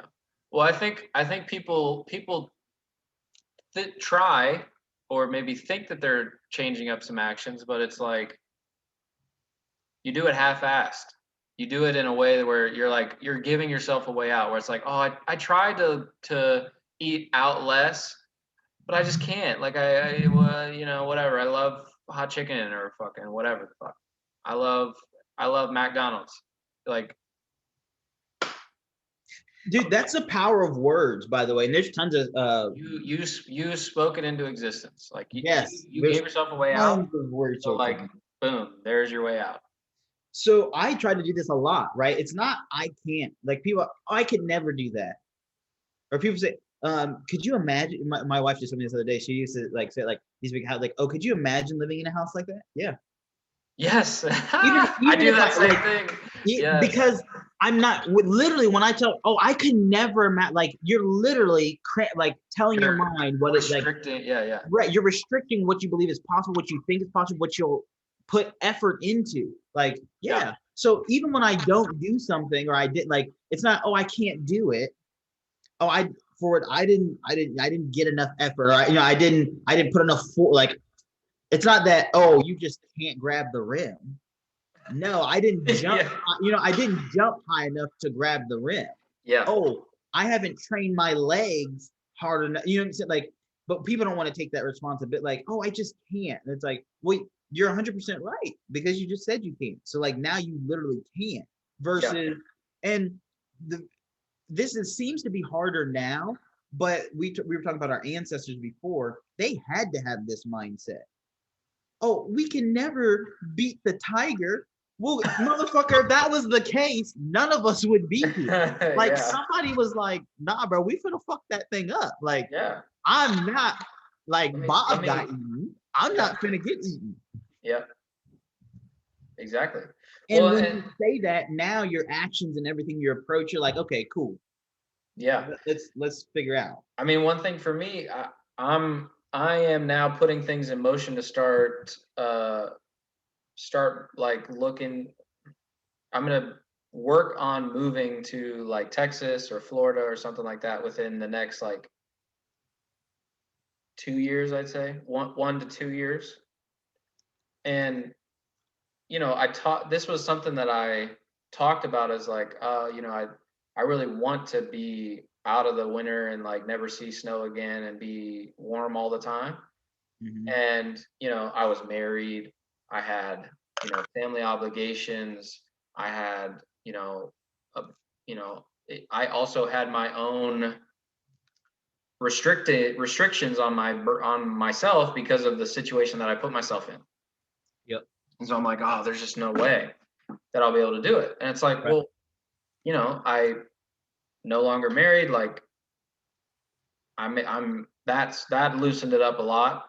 And like now I'm my own man. I can do whatever I want. And I have, GameStop profits. I have my own profits I have real estate. Like I could, put a for rent sign out in my front yard in, probably 3 months, get somebody in here, renting it out, make a Yep. profit on it, dip out to the south somewhere, probably Texas. I would love to not have state income tax.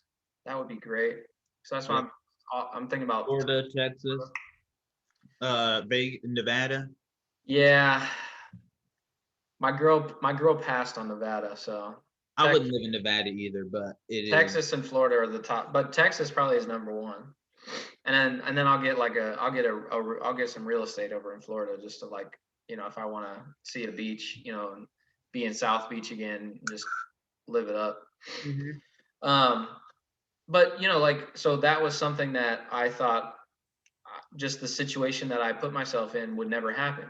Well, th- you know, a month ago, I was like, wait a second, I I can I have what's keeping me here? Nothing. You know what I mean? And I had some things like personally go on where like now I have nothing keeping me here. Absolutely nothing. Like I'm out. So like, and I talked to my girl about it, and she's kind of in a similar spot. And like, and my dude Cam, like who lives with me, he might be down to. He's trying to get out of Ohio. Like, we might all just go down there and see what happens. Like the three of us together, we can split everything 3 ways, and like that makes it even more affordable for all of us. Yep. And like shit, I could drive a truck with Amazon and do that for however long while I'm making money out because I'm not selling my house. I'll just keep my house, keep that cash flow, and keep it trucking. Right. Whereas, 2 years ago or even like 6 months ago, if you said to me like, when are you going to be able to, when would you be able to move out of the state and get somewhere where you want to live? I would have been like, I don't know, 5 years, 3 years. Mm-hmm. Whereas now it's like, I'm like putting everything in motion. If I can do it by next summer, like that's well within my grasp. So it's just, it's like same thing go same. I'm my point is, once you, it's just like you drive past a big house and you're like, and someone tells you like, could you imagine like owning that? Yeah, I've been imagining it for a long time. You know what I mean? Like I was this is what like keeps me up at night, is like I want to be able to do these sort of things, own that house, own this car, take care of these people. Like this is it's all up here. I just have to manifest it in reality. And here's part of the indoctrination of society, is because, like I said, in order to, and this is documented, right, when they switched schools because of the Industrial Revolution or whatever, from education to create a workforce, right, to build a workforce. Yep. That was part of the indoctrination. And so you hear people, we were just with friends, a couple that we hang out with yesterday, and the girl uses language like that all the time from society. And she's like, because my wife told me the other day, she said, babe, when we moved to Florida, I can't move into anything else other than a $24 million house. And I said, well, sweetheart, we're not moving to a $24 million house. I can tell you that shit. Now, let's talk about something real quick, because that was my response. I said, I'm not buying a $4 million house when we move there. My financial situation is not anywhere near a place where I could qualify for a $24 million house. But I didn't say, but we can't afford that. First of all, because of my brain, right? Yeah. Secondly, I thought it was funny that's what, because of being with me, that's her. She's like, we got to like live here. I can't believe she. Like, yeah, like I did she see Lil Uzi Vert put that shit in his forehead, and then she just how would she come up with 24 million? Because she found this house on Zillow and it's 24, and she's saying, oh, okay. I'm like, okay. So that was no language. But then she was saying this and showing the house to the couple, and the wife goes, oh my God, no, you don't need a house like that. Like, what would you even do with a house like that? Like, and Bryn's like, why not? Like, and she was like, that's just too much. Like, that's what society's told you. Society has told you that you deserve a certain level, a certain capacity. That was code talk for, I will never be able to get that. Exactly. But not because she doesn't want it, because this was the crazy thing. Brent said, if we got that house, you'd be up in it all the time. And she said, well, yeah. So hold on. I thought because you're taking. I thought you couldn't do nothing with all that house. Right. Society's telling you, no, just this type of house. You just need, like, that's too much. And that kind of goes back to that selfish that we're like, no, you just need enough just for you to become that just over broke. Right. That's the mentality. Like, just no, you don't want to just get enough, like, and she actually said, I can't remember the straight. She's like, no, I just need and I think she said a dollar amount, like a three sometime with like X square feet. And I'm like, sad. Right? I mean, that's just what I'm thinking, right? Because, and it has nothing to do with no one's better than it, but like, yes, it's like, not me and my family I think everyone on the planet, we deserve everything, like as abundance. Much as we can. Like, I want everyone to have a $24 million mansion. Like, we can, if you like, like, why not?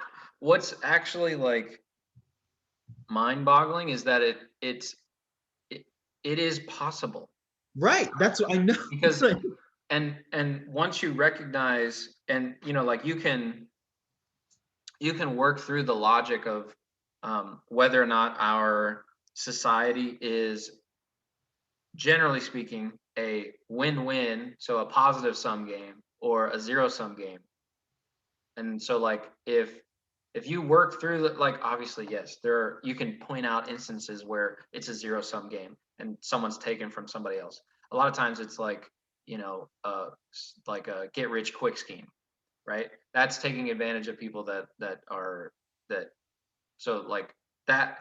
But even then, like you learn a lesson, and so like you could turn that into a positive sum game. But like technically speaking, that would be a zero sum game. 99 times out of 100, our civilization, our society in the United States is a positive sum game, and really in all of the West, right? Like you can get rich, and I can get rich, and my family can get rich, and like no one has to stay broke, right? That's why all of this is so crucial and so important, and why it's not a like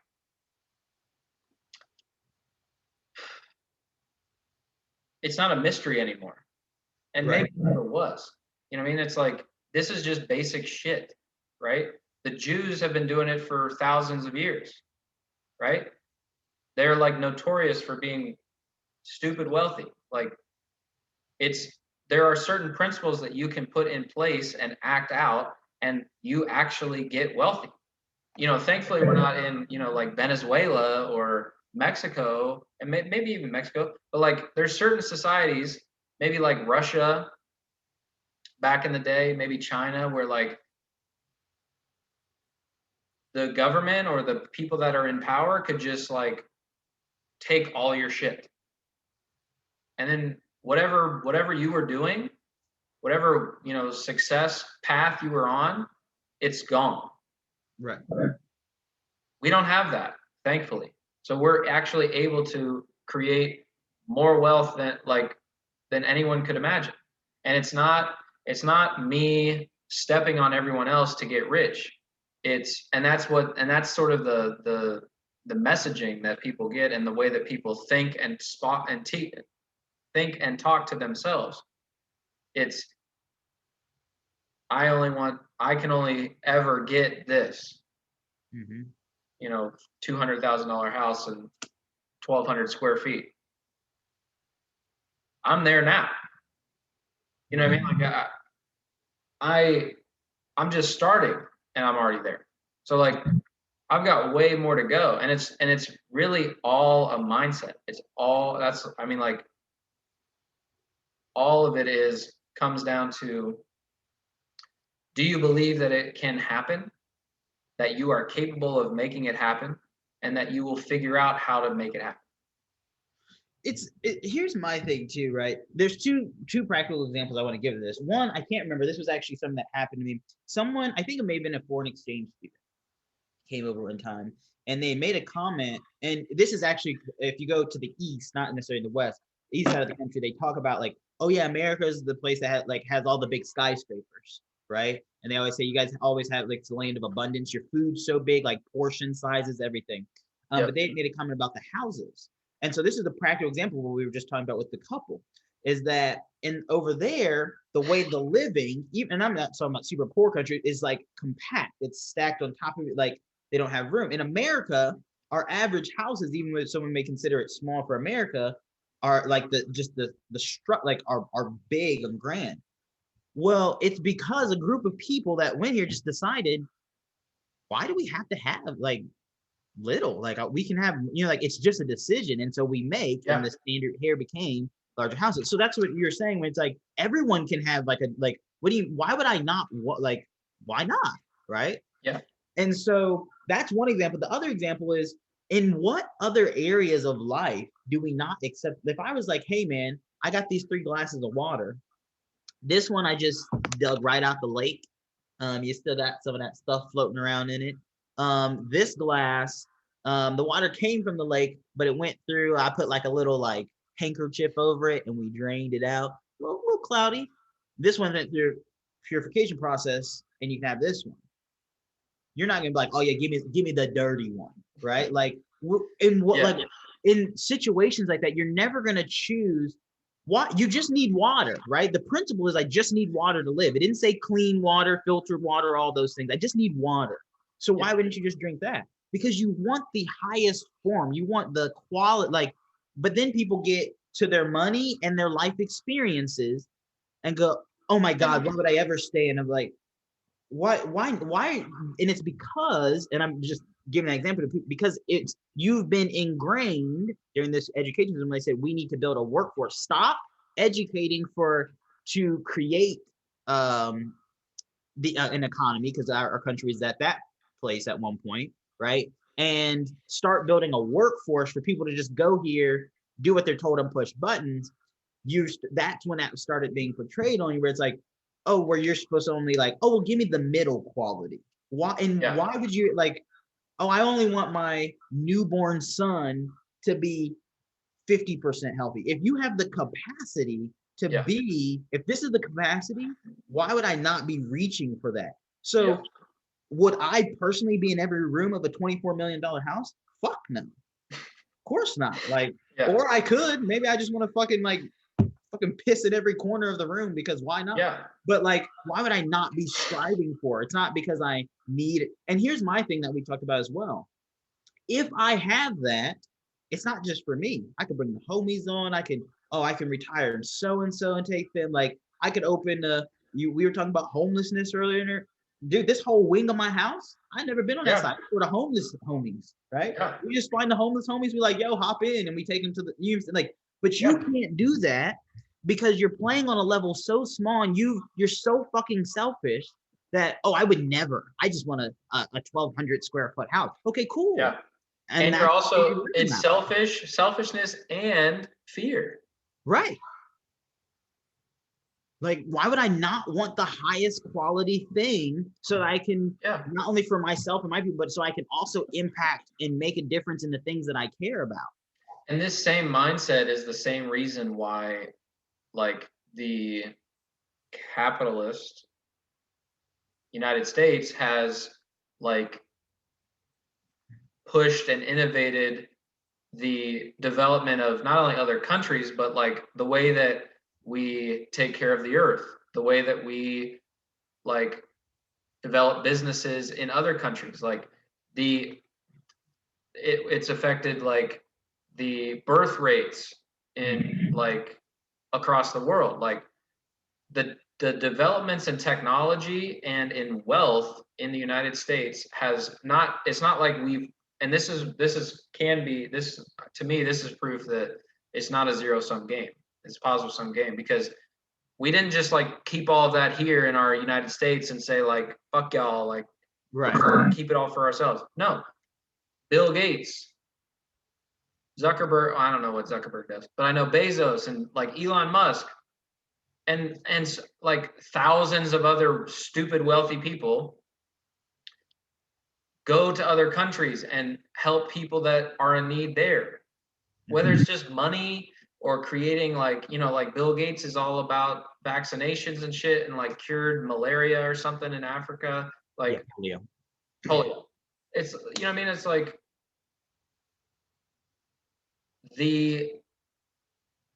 you are not able to do any positive good until you're able to break through and get to that point where like you're not restricting your own reality with your mind.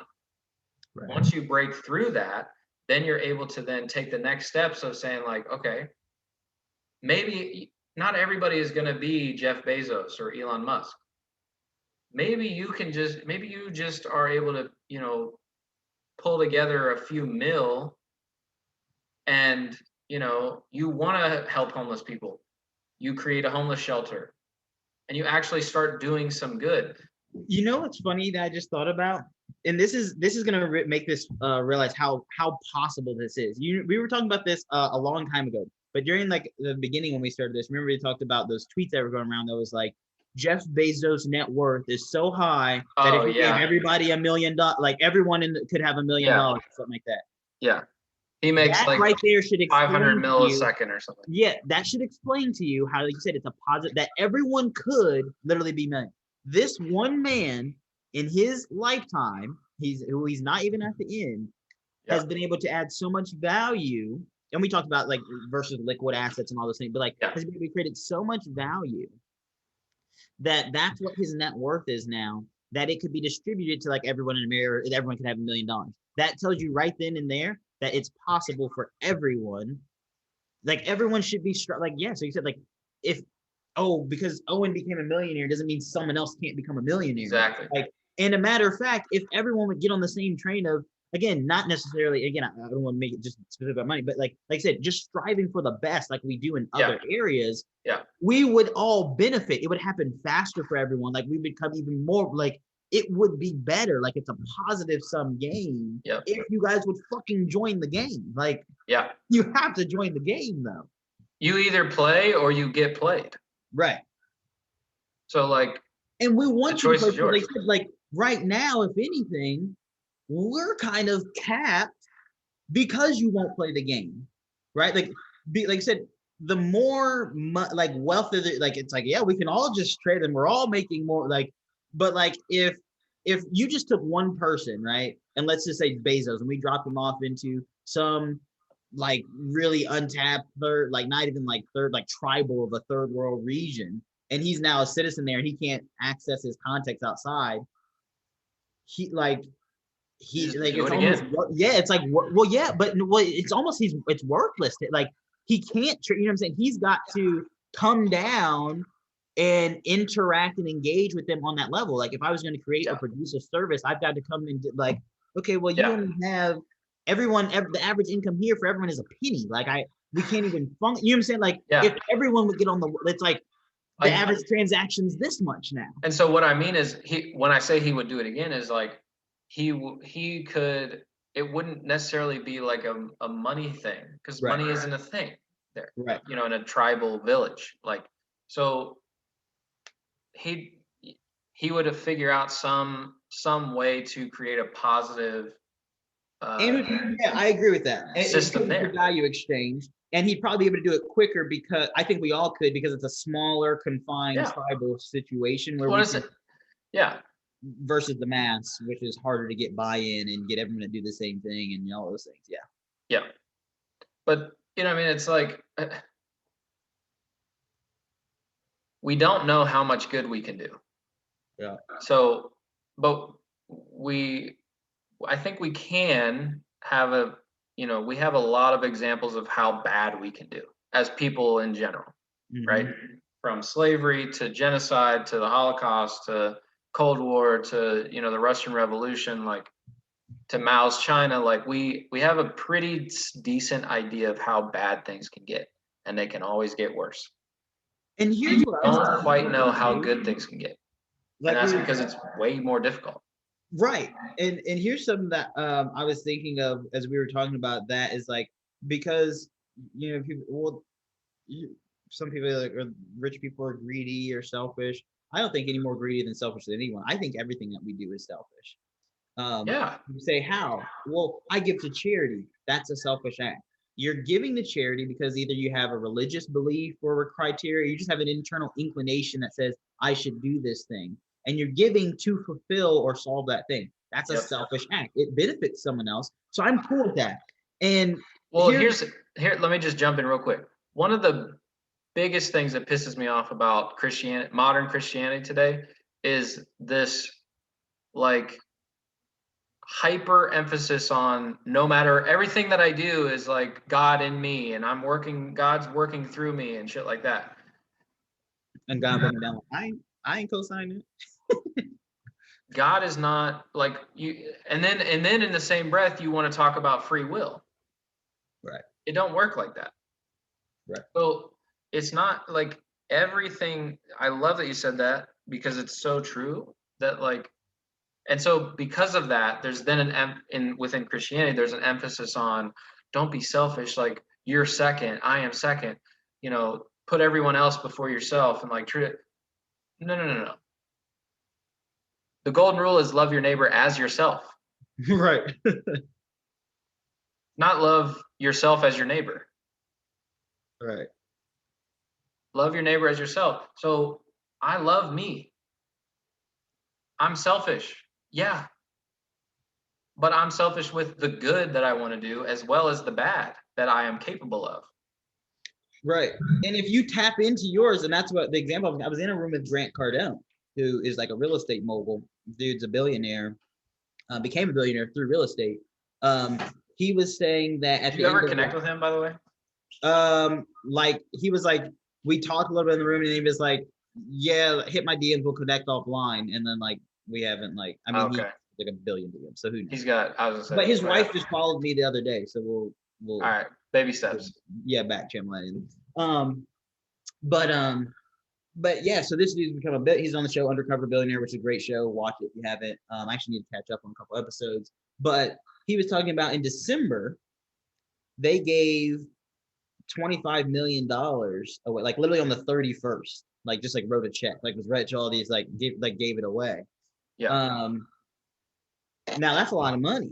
Now he did it selfishly because he Yeah. doesn't want to pay it to the government, which I don't blame him, right? Like Yeah. but like the thing about how much So is good that selfish?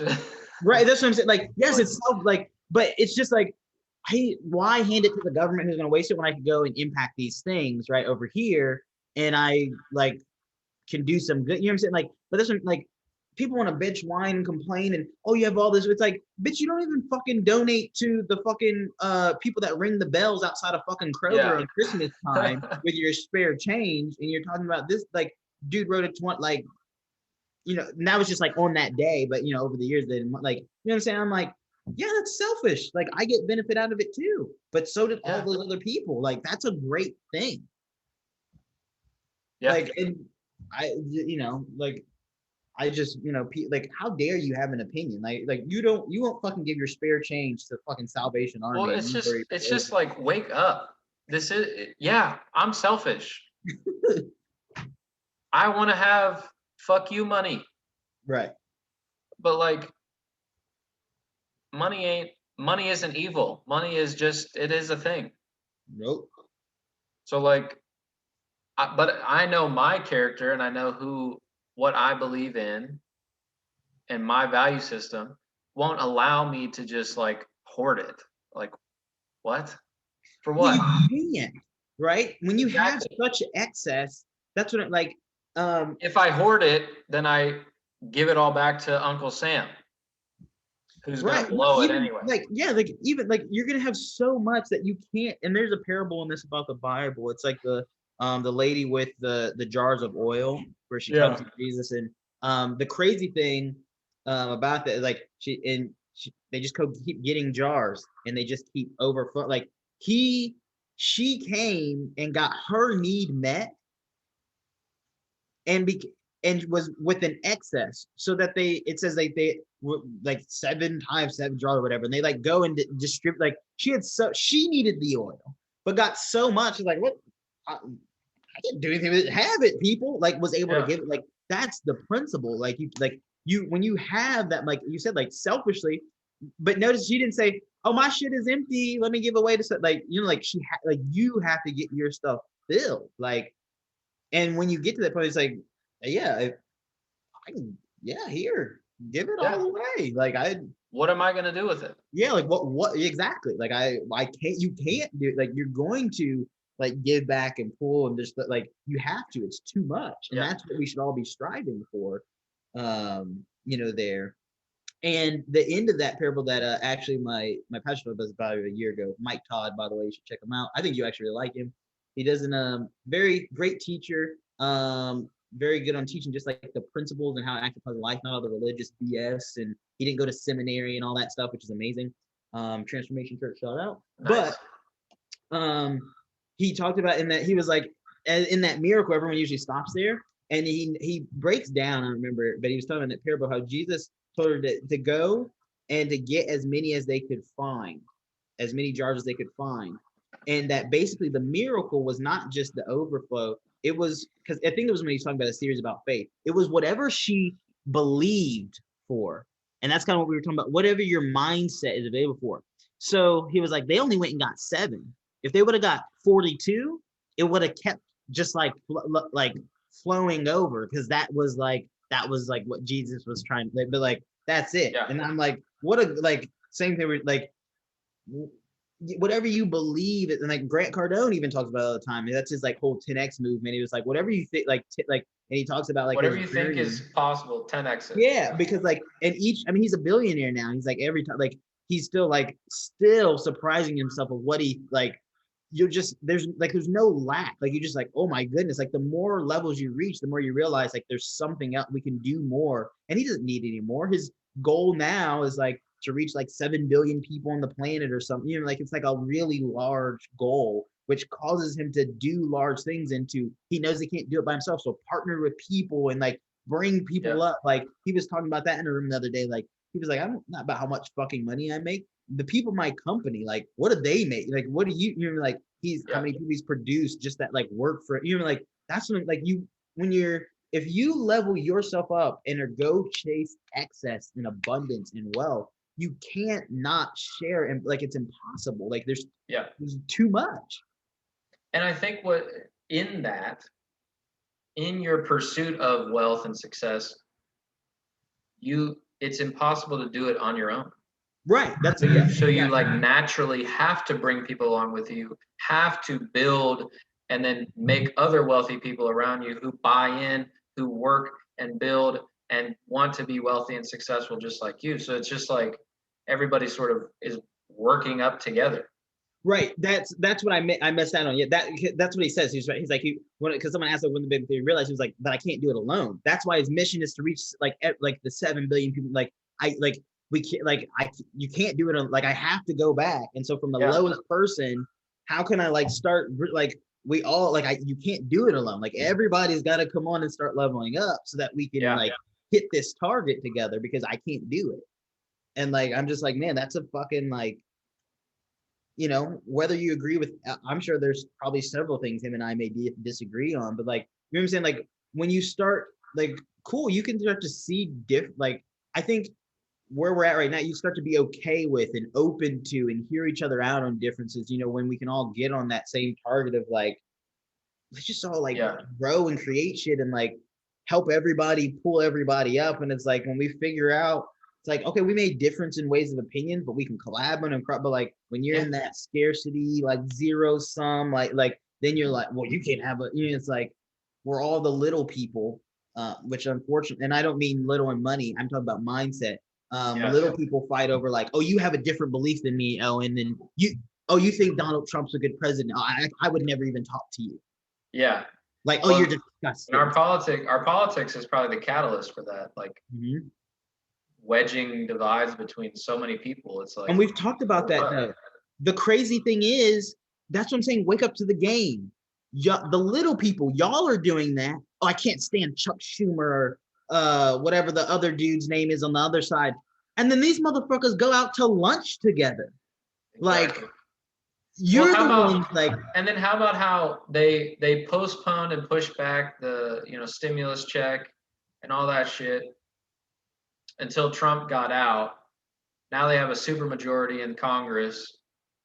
Biden, they have a Democratic president. They can do damn near anything they want.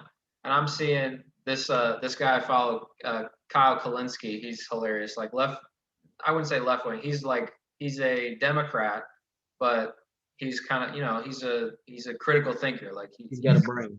He's got a brain. Yeah, exactly. So he there was some news article that he found, and it was like his caption was something like, Google, show me the most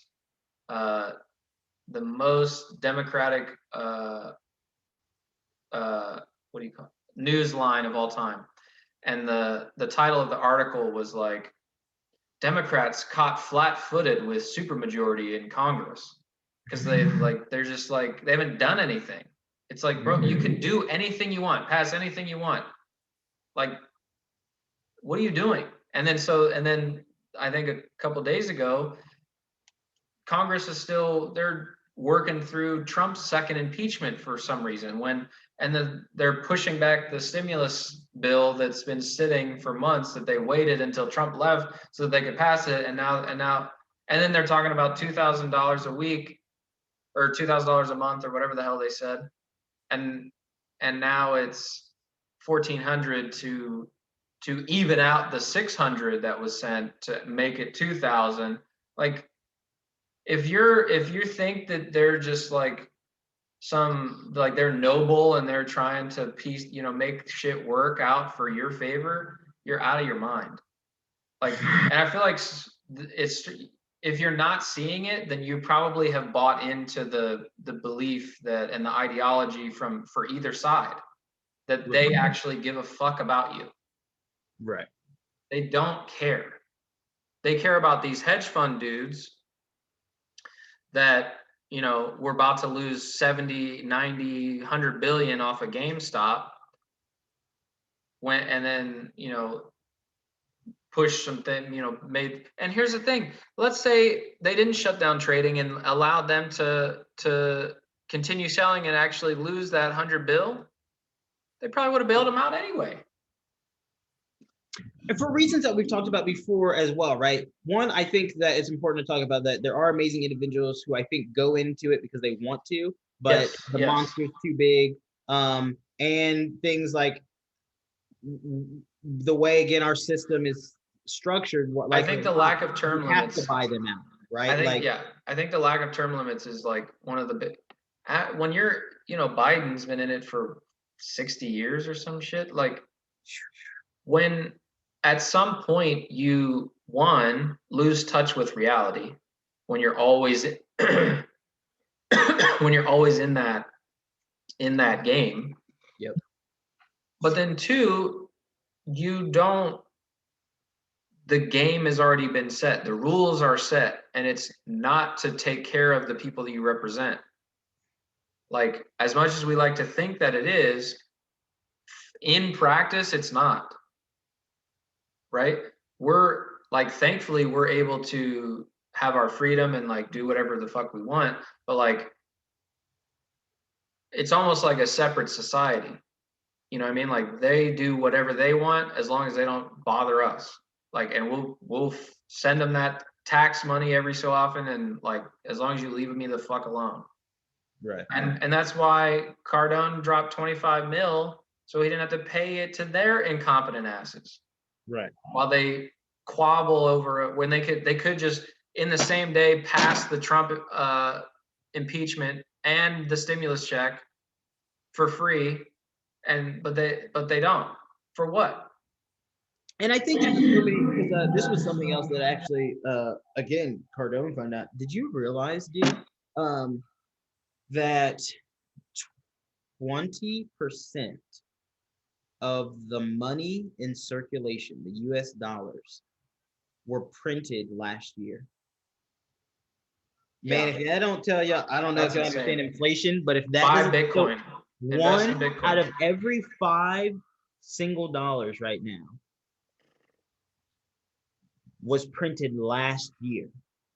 That's fucked. When I saw, I was like, holy shit. Like, if you don't go get some real assets and some cash flow so you can go turn that cash flow into real assets, I'm like, the dollar ain't about to be worth shit. Like, before then, we might have to do that next week, because I'm like, just start with that, because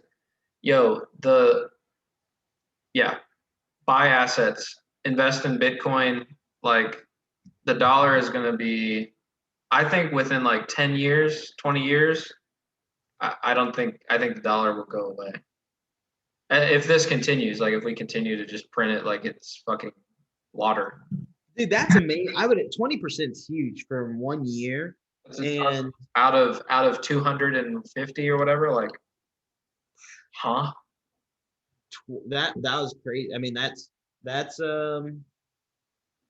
by the way, for everyone that's still in the matrix or out of the matrix, whatever you want to call it. Like, that has nothing to do with Democrat, Republic. Like, you can say, oh, well, because like, it doesn't, like, that's what I'm saying. It's just the system. It doesn't matter who's there. Like, it's a figurehead. Yeah, they're in that thing where it's just like, yeah, we got to churn and pump, like, but eventually, like, that's gonna get dangerous, man. That's, woo. Oh boy. Yeah. I hope they don't do that again. We'll be at like fucking 40%. That'll be super dangerous. Yeah, I don't know. If 40% of the US dollars in circulation get printed in just the last 2 years, yeah, wow. We'll have to do another, like, that. Just like I don't think I even understand all the repercussions. We may have to look it up, like, but that's just like, super dangerous. Yeah. I mean, I think just to put it simply, like the more that is printed, the less valuable it is. Right. So Oh yeah. like, so if it goes to zero value, then what? Like, What I mean, that's what what I mean. That's you what I'm can saying. have Like, you can have 100,000 of nothing, of a piece of paper. yeah, I'll say, well, yeah, I'll say that's where we have to get to like the actual effect it has on the market. But like, it'll be like, for instance, when you go, if when I hire someone from the Philippines and I do like a transfer, I may pay them for $300 in work, and it'll be like 127,365, whatever they're. I'm like, Yeah. what? like, like, What? like that's six figures over Yeah. there. God damn. And they Apparently, just have to become like zillionaires. I was gonna say supposedly Thailand has like their currency is like Yeah. a like a dollar there is like a penny here, or so, like even maybe even more than that.